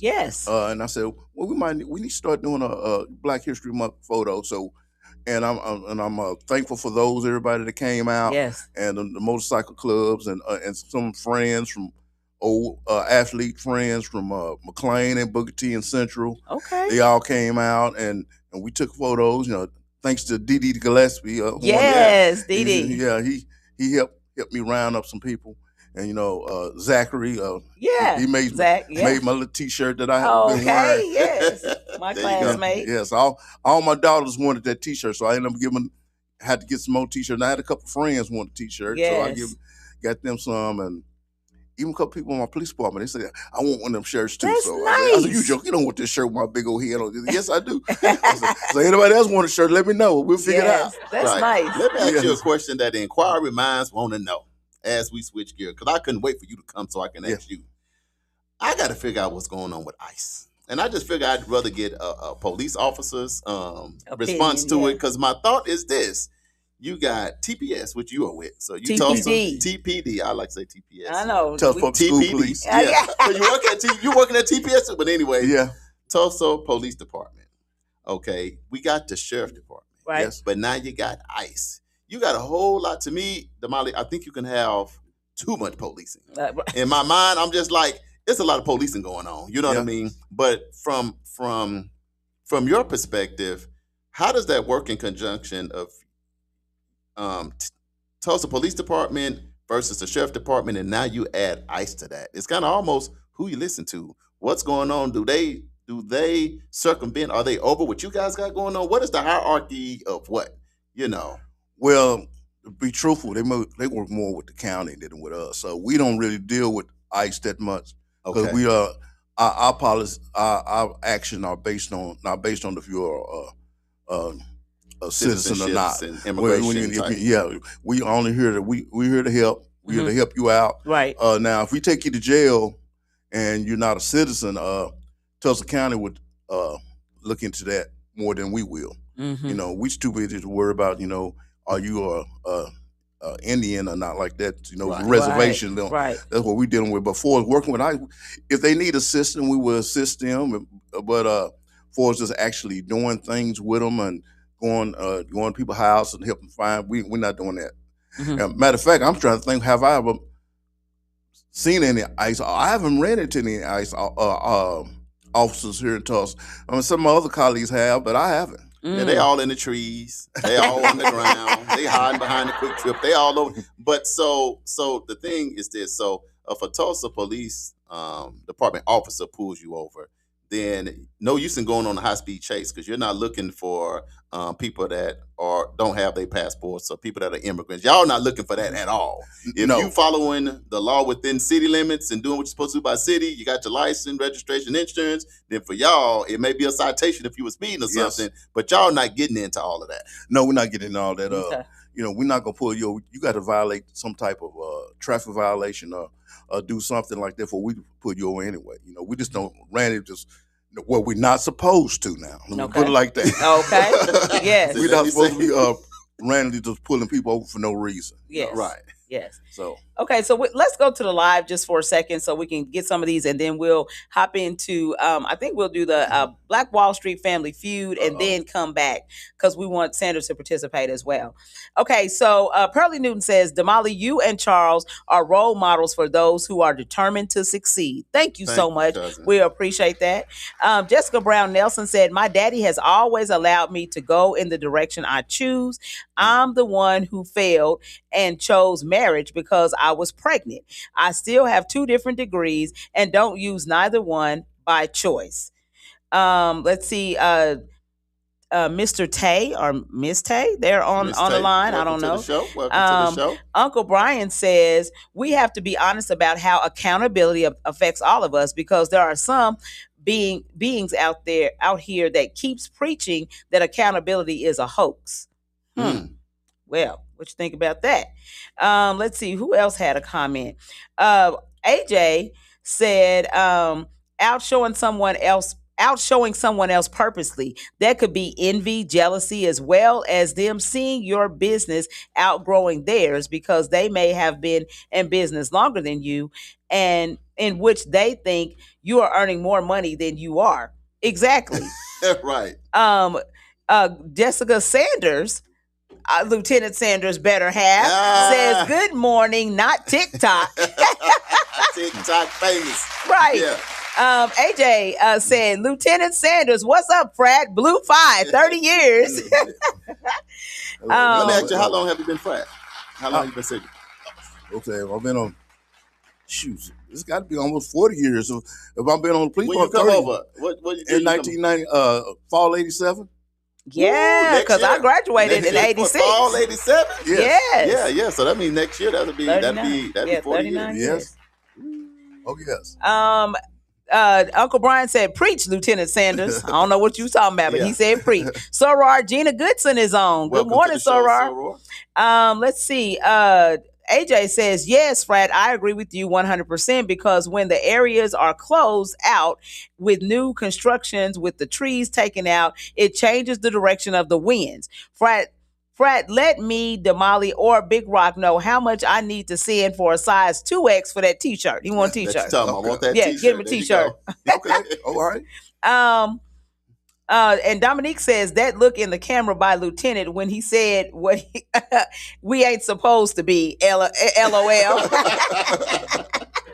So let me be clear. That is funny. That's the beauty. Here's the thing, bro. That's the beauty of community policing. Right. We're able to have a real conversation with an officer in our community that has experience, that loves the community. Mm-hmm. Everything we do from EduRec to the event center to anything in the community, Juneteenth, Legacy Fest, rallies, whatever we got going on, Lieutenant Sanders is going to be there. So he's always he's the one person he's the one person that's when he in his car, I don't hit my brakes real fast. Everybody else, I slam on the brakes. So it don't matter. How do you do it? You are a lieutenant, but when the police pass by, do you hit your brakes too? You forget. When I'm off duty, I try to be just as careful as everybody else. What do y'all do when y'all pull each other over? Is it like, man, really? I mean, what are y'all, sister, what's going on? How is it when y'all end up pulling each other over? First thing I do, look and say, do I know that officer? Yeah. I try to make sure do I know that officer, because I know I can, we can talk. But if I don't know that officer, I'm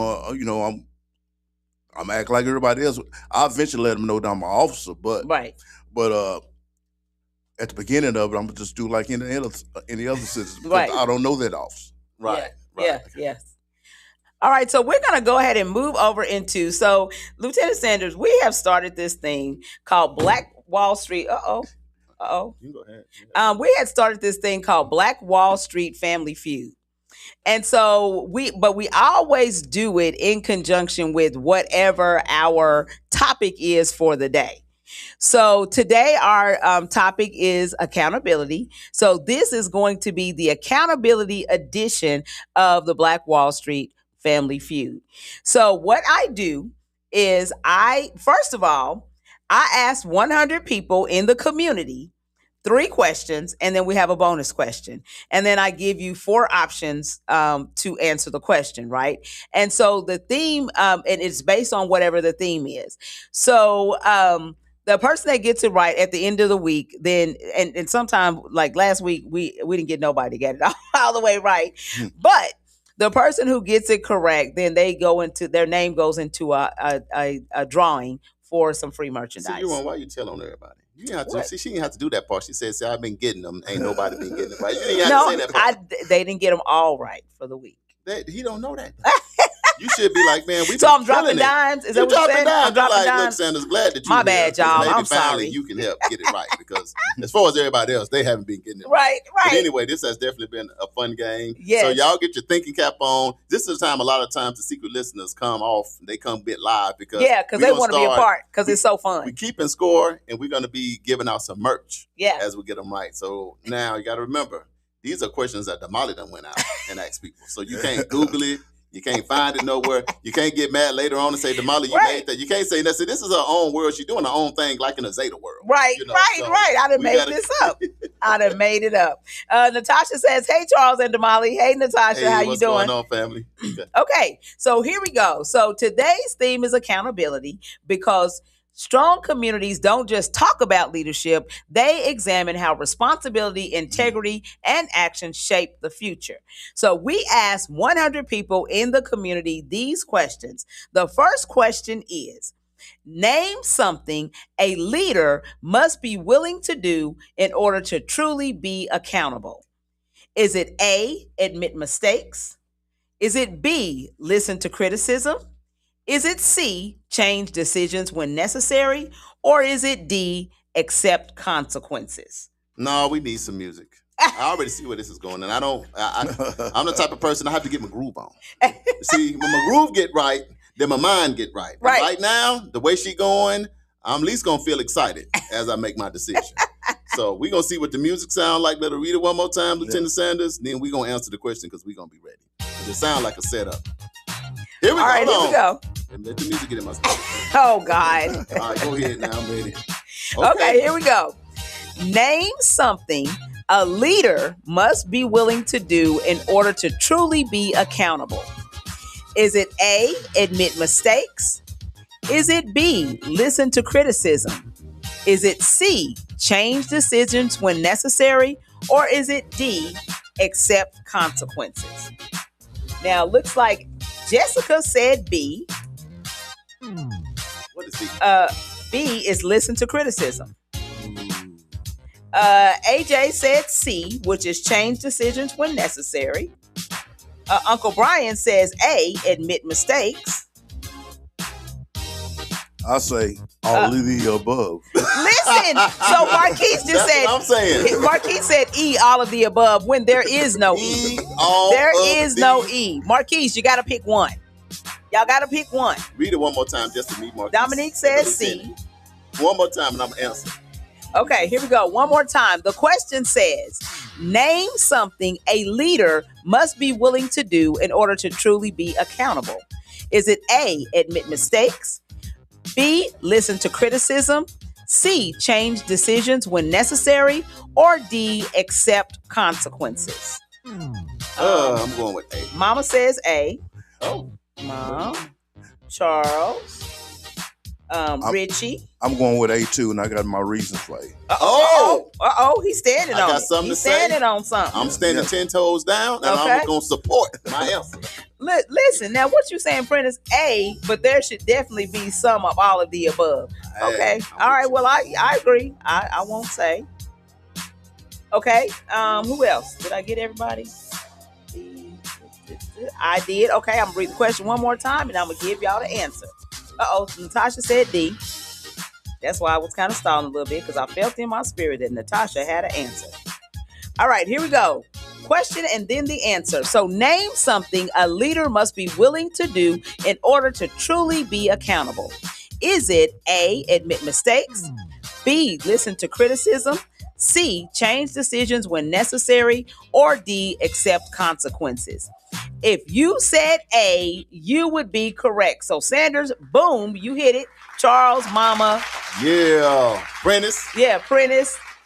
Richie. Yeah, you guys got it. So it is A. The answer is A. What they say is accountable leaders start with honesty. You can't fix what you refuse to acknowledge. I love it. Hey, I'm Sanders, what was your reason for saying A?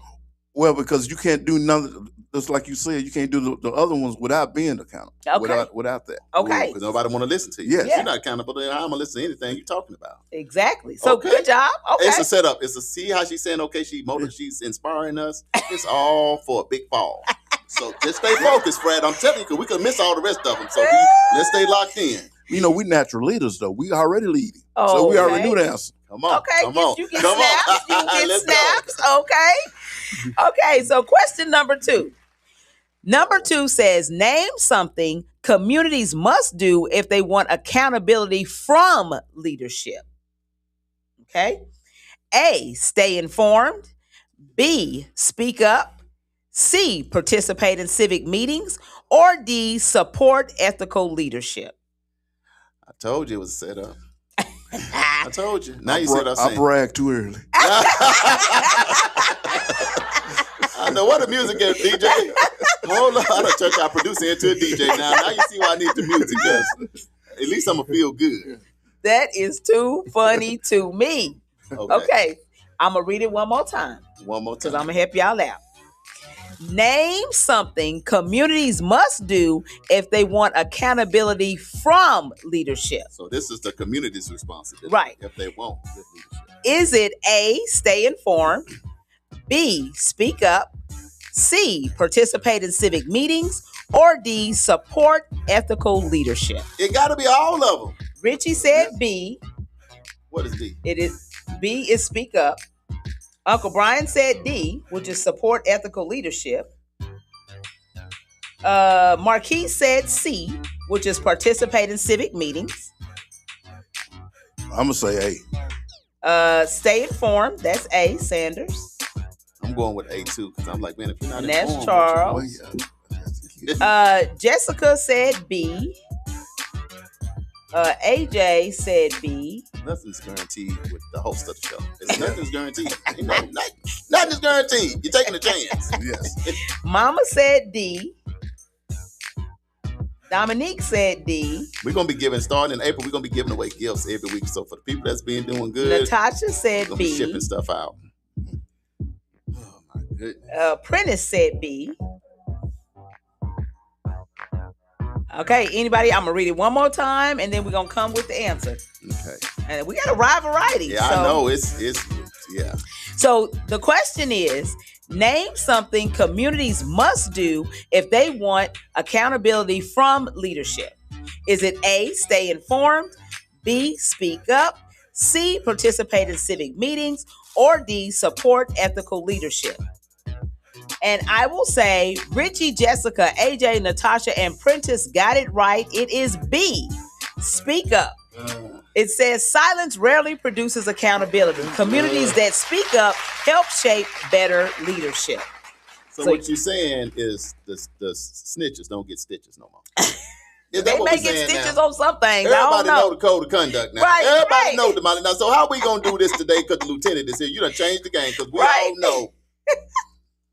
Exactly. I'm sorry, Lieutenant Sanders, but no, I agree. But I agree. But the reason why I pick A because if you're not informed, I done seen people get up in meetings and start talking about stuff they was not informed enough of and they making statements that's not true or not factual or not. Yeah, they just talk. So yeah, you speaking up, but you ain't saying nothing. He went that way. No, he didn't. He went this way. Okay. Exactly. Okay. 1-1. Question number 3. Name something that often prevents accountability from happening. Is it A, fear? Is it B, lack of information? Is it C, loyalty to the wrong person? Or is it D, apathy? You got some good music. What they say at your church, that sometimes your pastor go, he say, read! And then somebody in the back said, and then the Lord said in Genesis 1 and 2, that before the devil. Read that one more time. Okay, here's the question. Name something that often prevents accountability from happening. Is it A, fear? B, lack of information? C, loyalty to the wrong people? Or D, apathy? Loyalty to the wrong person. Natasha said, can you call Congress leaders and tell them to speak up? Yeah. I love it. Okay, so Donnie says C. What'd I say? You ain't said nothing yet. I just said the answer. Loyalty to the wrong people. I said loyalty to the wrong people. You said loyalty. I wasn't even. Okay, so that's the same thing that Donnie said. You so see what I'm saying, Sanders? See, last time the whole group was saying I didn't say the answer. Jessica said B.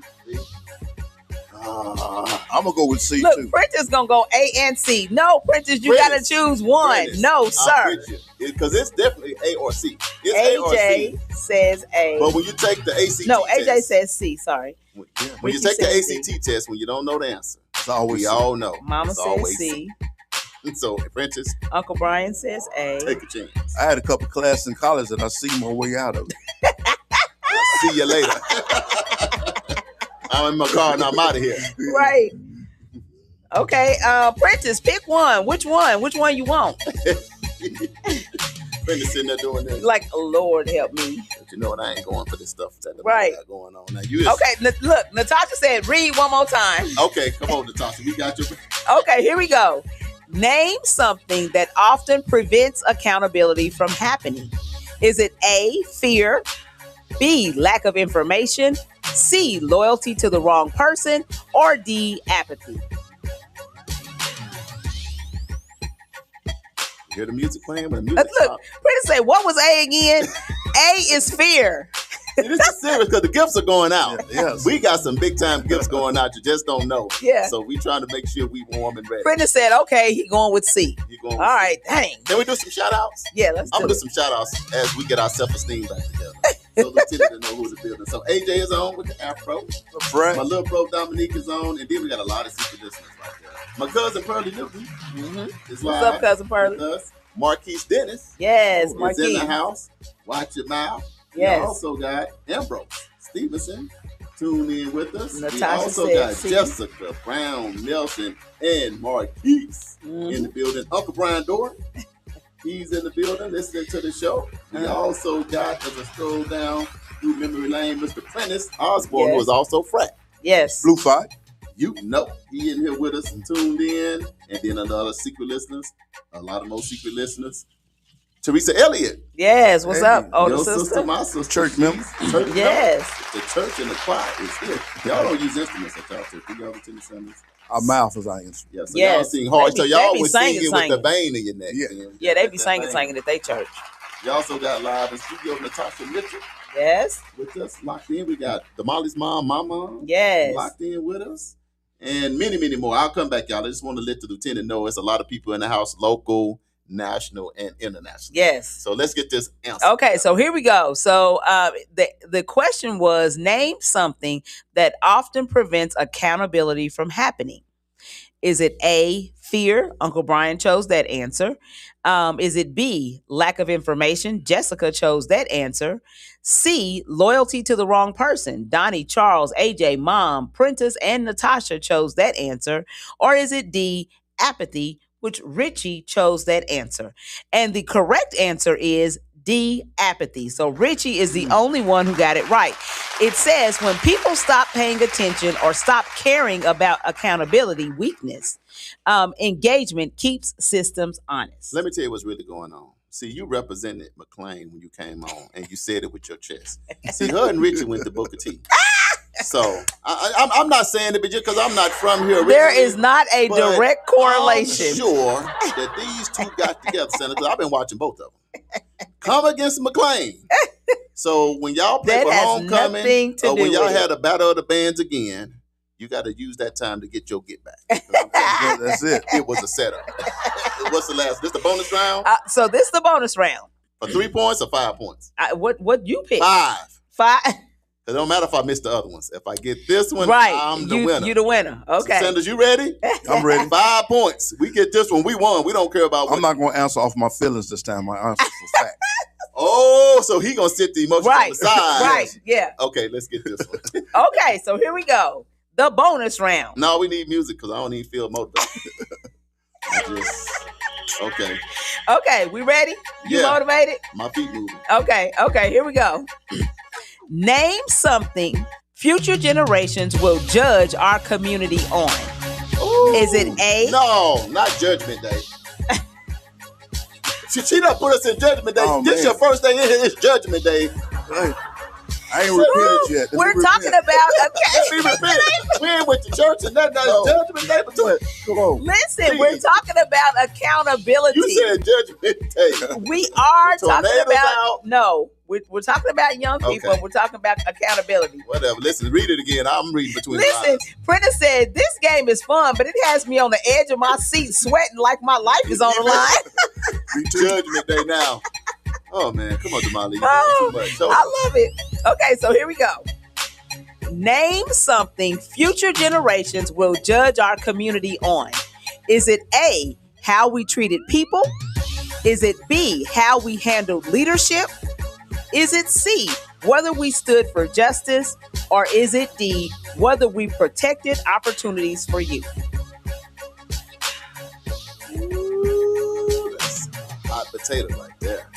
Natasha said, Lord, Charles.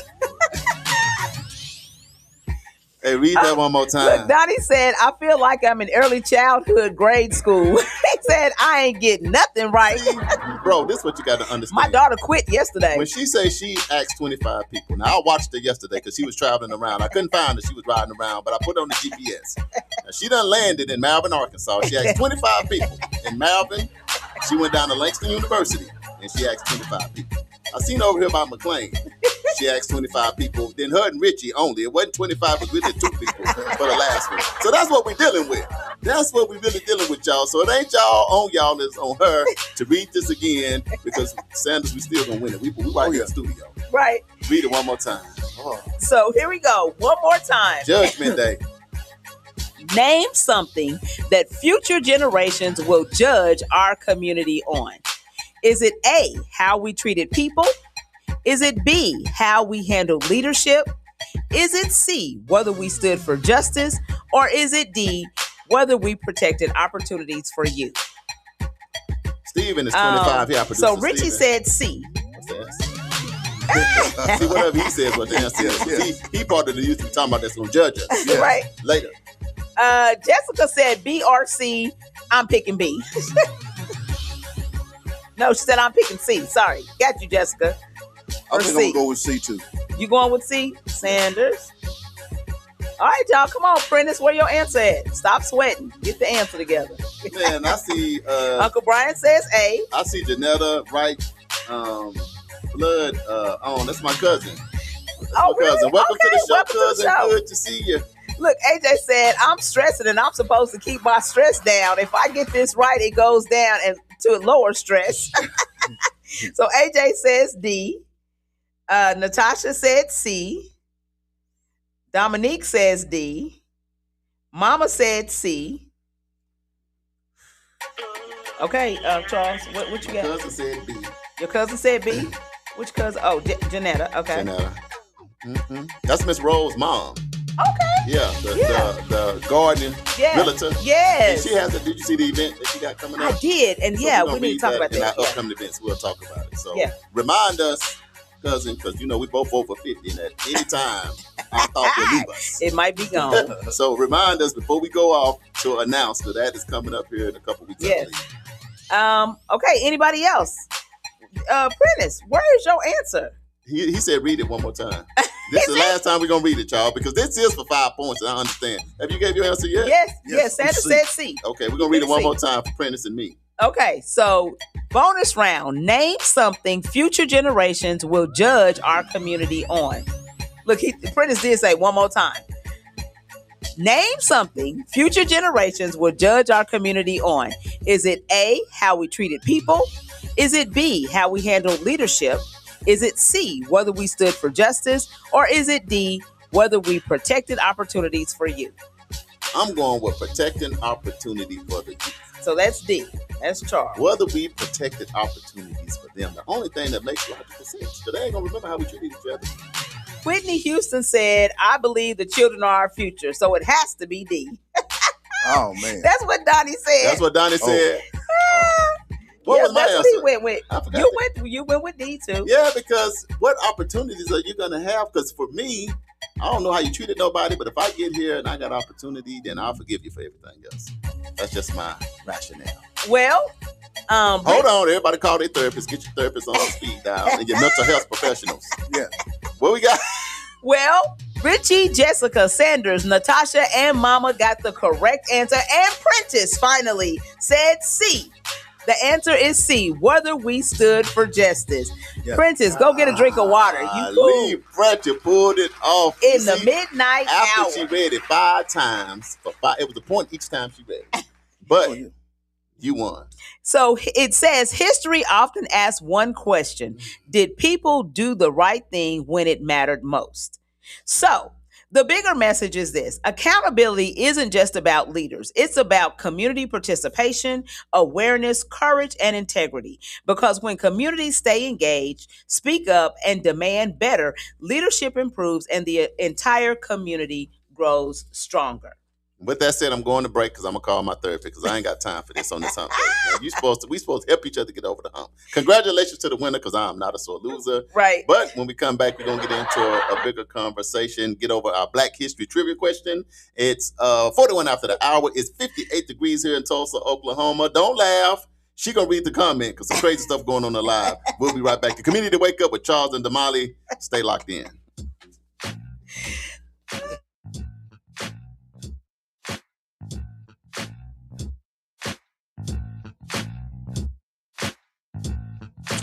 Ladies and gentlemen, the all-new KBOB 89.9 FM, Black on Black Community Radio.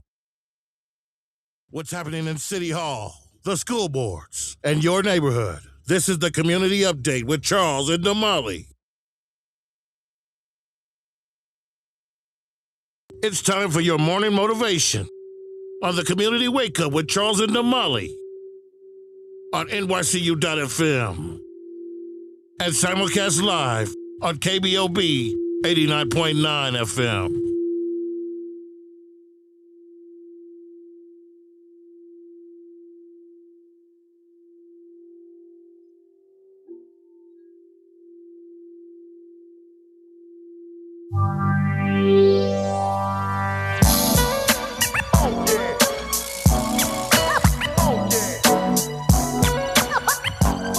Welcome to the Community Wake Up with Charles and Damali right here in Tulsa, Oklahoma, home of Black Wall Street on Greenwood. Thanks for locking in on NYCU.FM radio station. Remember, when we go off the air, stay locked into our radio station all day for breaking news. So get your phone, get your iPad, get whatever you got, stroll down to NYCU.FM.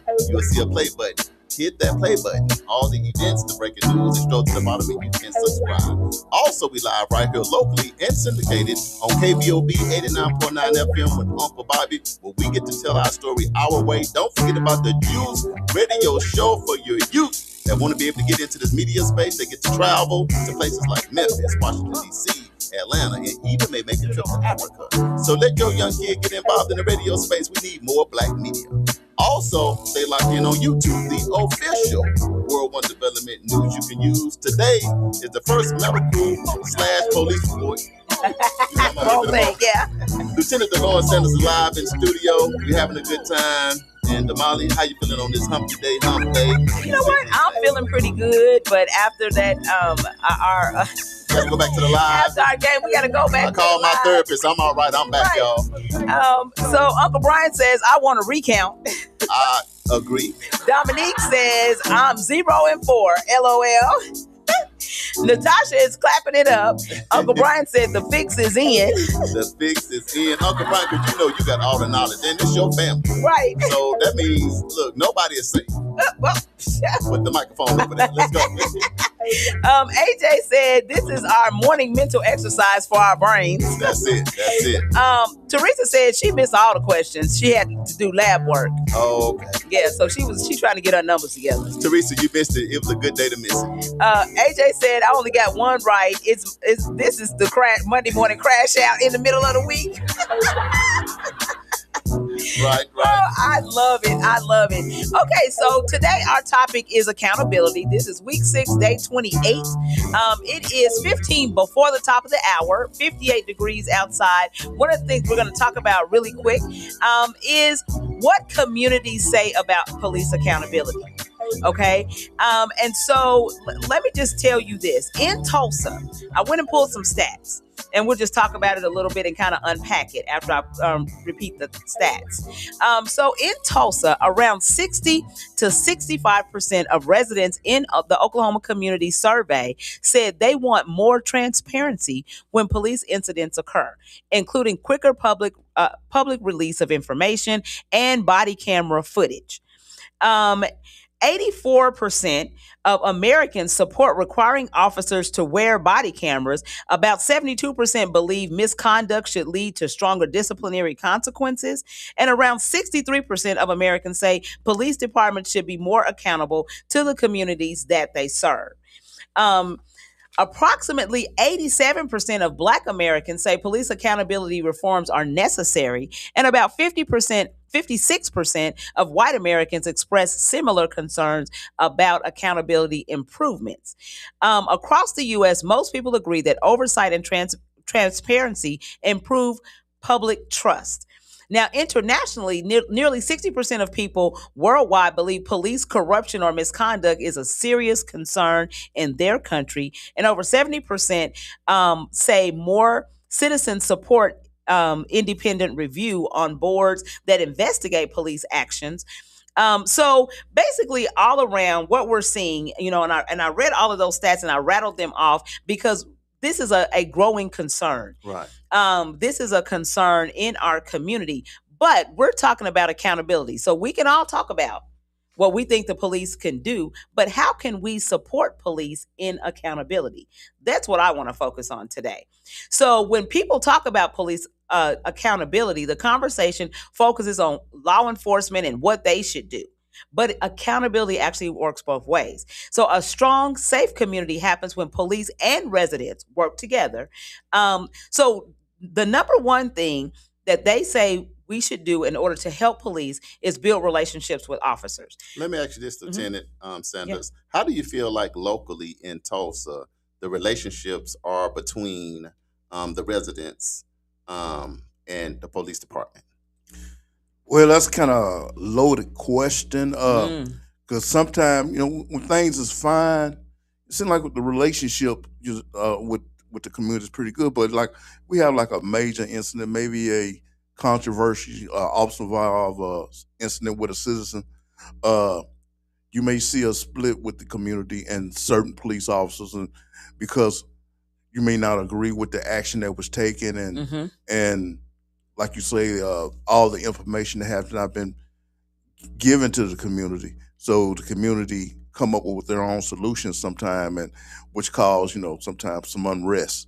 So, but majority of the time, I think the relationship within the communities are pretty good. We may have certain individuals that may have a bad experience that they don't want to complain on or talk about, but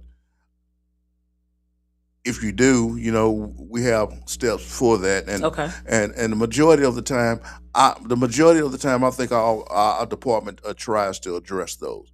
Yeah. Now, I'm not going to say we're perfect. Yeah, absolutely. Right? Absolutely. And we do have some time where people may not agree with what we did, but there's always steps. But most of the time, I think our department try their best to make sure that citizens get their rights taken care of, whatever their problem is, that we try to take care of it.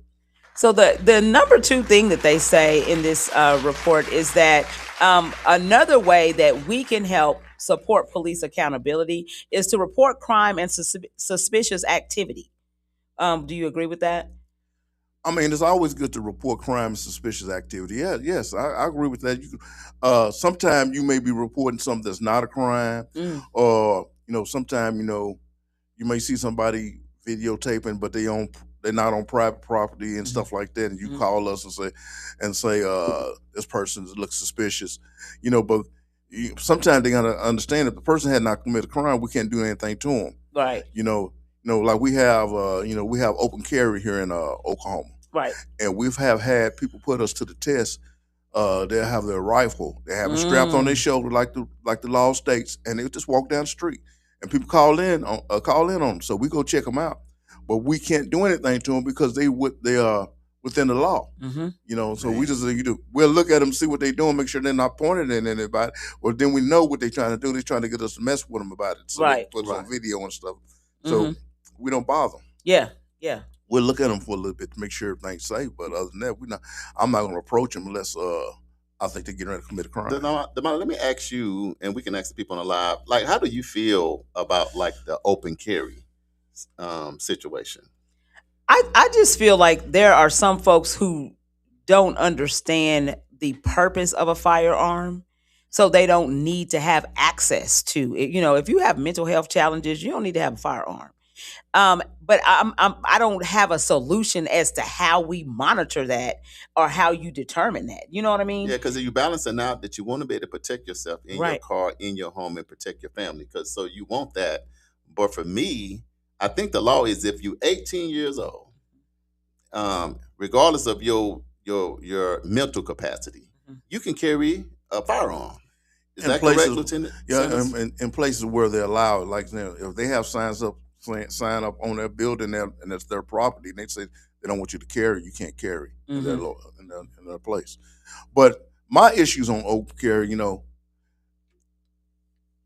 don't have no problem with open carry, but like I do being Walmart, because I do in stores and stuff, little extra jobs, and I'll be looking at how people carrying their guns and the kind of holsters they have, and I'll be like, it's legal, but it's not safe where you got it. Right. The way you got that gun in there is not safe.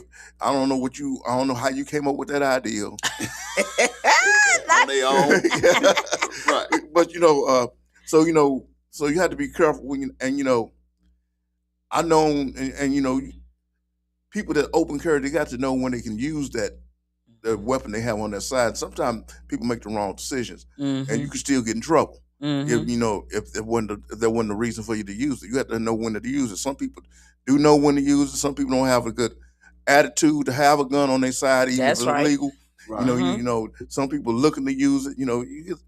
But I don't have no problem with it. So Mary Regan said, "Good morning, my friend." Good morning. And she said, "I'm thankful to the police department." So Then she also said, you are a human first. This is your job, and you have to abide by the rules, and or you won't have a job, Mr. Policeman or woman. Let's do this, because man, time go fast. See, Lieutenant, you got here, you spared the time, but I want to ask this question. Then if you're local, then you can weigh in if you want to. If we gave Tulsa Police Department a grade, if Damali gave him a grade, I give him a grade. Lieutenant, you give yourself and your department a grade. What would be that grade right now, and why? As of today, right now, I would probably give the police department a strong B plus. A B plus. Yeah, I mean they've been doing a really good job. Now, if you ask me for specific officers, then my grade would change, right? But as a whole, I think that there are some positive changes that are being made in the department. I feel like police officers are more engaging than they have been in years past. I feel like I see a lot less drama happening in our neighborhood, where there used to be a lot. To me, there used to be a lot of profiling. There used to be a lot of things that were going on that I was like, if you're scared of us, why you over here? That was kind of my demeanor. But I think now the officers really are more engaging, and it's like they want to be here. They want to be a part of the community. I think their demeanors are a lot better than I've seen in years past. And I've lived in Tulsa my entire life in North Tulsa. So yeah, I think I would give them a strong B plus. I think at 2020, I'm good with a B. I won't go B plus, but I'm definitely solid with a good B. And I'm going to say that because of the presence that I see like downtown. And to me, it seemed like, Facebook is live for real at all times. Yeah. But to me, it seemed like if community is saying they have an issue with certain things, now I'm noticing that you will see officers' presence there. Yes. Because you can't do nothing, because you can't fake showing up. And I feel like in North Tulsa, which is primarily where I work, I feel like the presence is a lot more out here as well. And I feel like, for me, that the officers, when they show up, have the right kind of temperament and the right type of attitude, and ask questions and just a little bit more engaged. So I don't know what kind of training is going on down there. Yeah. But I feel like we definitely are moving in the right direction. So Lieutenant Sanders, what grade do you give to Tulsa Police Department yourself? Because you was an officer, and you can't just go A because you're looking good in your uniform today. No, I wouldn't go A. I mean, we do a lot of whatever areas you're looking at. It's some areas that we are A in. It's some areas that we are B in. But and it's also some areas we are C's in. When you look at if you're looking at me as a police officer on this department, over the years that I worked, like I said, I've been here 30 years. It's been some years that I was almost during the we had the consent decree lawsuit going on and all that kind of stuff. I would give this department a D. Wow. Because that's how we felt, and everybody was divided. Either for it or not for it. And either you agree with what we was talking about, you didn't agree with it, and so. But then we began to improve, and I've seen us at A stats before. But sometimes when we dealing with discipline and how certain people may have got disciplined in the past and how other people got disciplined in the past. You have to give the department a C again sometime, and then, I'm just going to be honest, sometimes, people just don't agree with certain things that happen, but for us, the community wise, like when all the protests was going on and all the different stuff was going on, I would give the department an A on how we handled it. I mean, we were not here just randomly just doing stuff to people like I seen those cities do. Yes. And and how we deal with people's rights on certain things. Most of the time, I would give ourselves a high B because we don't fall into too many of them traps of letting people trap us into violating their First Amendment rights and stuff like that. But we did a couple weeks one at the library. Yeah. We got caught up in one. Fumbled on one. Yeah. Hey, we'll do this because we're 3 minutes before the top, and we do a hard stop. So, Sanders, if we do a hard stop, we'll at least let you tell the people goodbye. That might be all the time we have, but Damali, go ahead. So, Uncle Brian said he gives us a B, the police department a B, and Mary Riggin said a B plus. That's so good. we're kind of all in the same neighborhood. Come on, Tulsa. Yeah. So we don't have time to go back to through all the lives, but what we're going to do is tomorrow we're going to talk about vision and strategy. That's our theme for tomorrow. We want to remind you about the EduRec Spring Break Camp. We're accepting registrations. Call 918-430-3947 to get your kids signed up for the Spring Break Camp. Is $20 per day. And then later on today, probably in about 2 hours, we should have the answer as to whether or not the Black Wall Street Rally won Best Cultural Festival. So we'll be looking at that. So I'll give you guys the answer tomorrow. Don't forget, Alpha Phi Alpha Fraternity is giving away scholarships, as well as Delta Theta Sorority. They're giving away scholarships. And don't forget to save the date for Juneteenth. So if you would like to advertise your events or business on our show, go to nycu.fm and submit an inquiry. Somebody from our office will get back in contact with you, or you can call Charles or myself directly. And don't forget, the views, thoughts, and opinions expressed on this program belong solely to him, me, and Lieutenant Sanders, and all of you on the lives, and our hosts, and guest, and not necessary to this station, affiliate, organization, committee, or other group or individual associated with NYCU.FM or KBOB 89.9 FM. Lieutenant, you got 30 seconds to say goodbye to your people. Yeah, way to put me out there on the island by myself. But I'm just saying, I'm happy to be back, and I'm glad to start back doing this. Yes. Absolutely. We're glad to have you back. So Mary Regan said, do we need volunteers this year? Mary, we always need volunteers. Give me a shout. Hit me up on Facebook if you don't have my telephone number, or hit Charles up. But yes, we do need volunteers. All right. Well, thanks for tuning in, everybody. We do not take it for granted that you lock in with us right here on NYCU.FM, KBOB 89.9 FM, and on YouTube, the official World One Development News you can use. Remember, don't turn the radio off. When we go off here in a few seconds, stay locked in to NYCU.FM. Let us know what you think about the music. Uncle Brian, thank you for saying this is a good show today. Need to be 3 hours.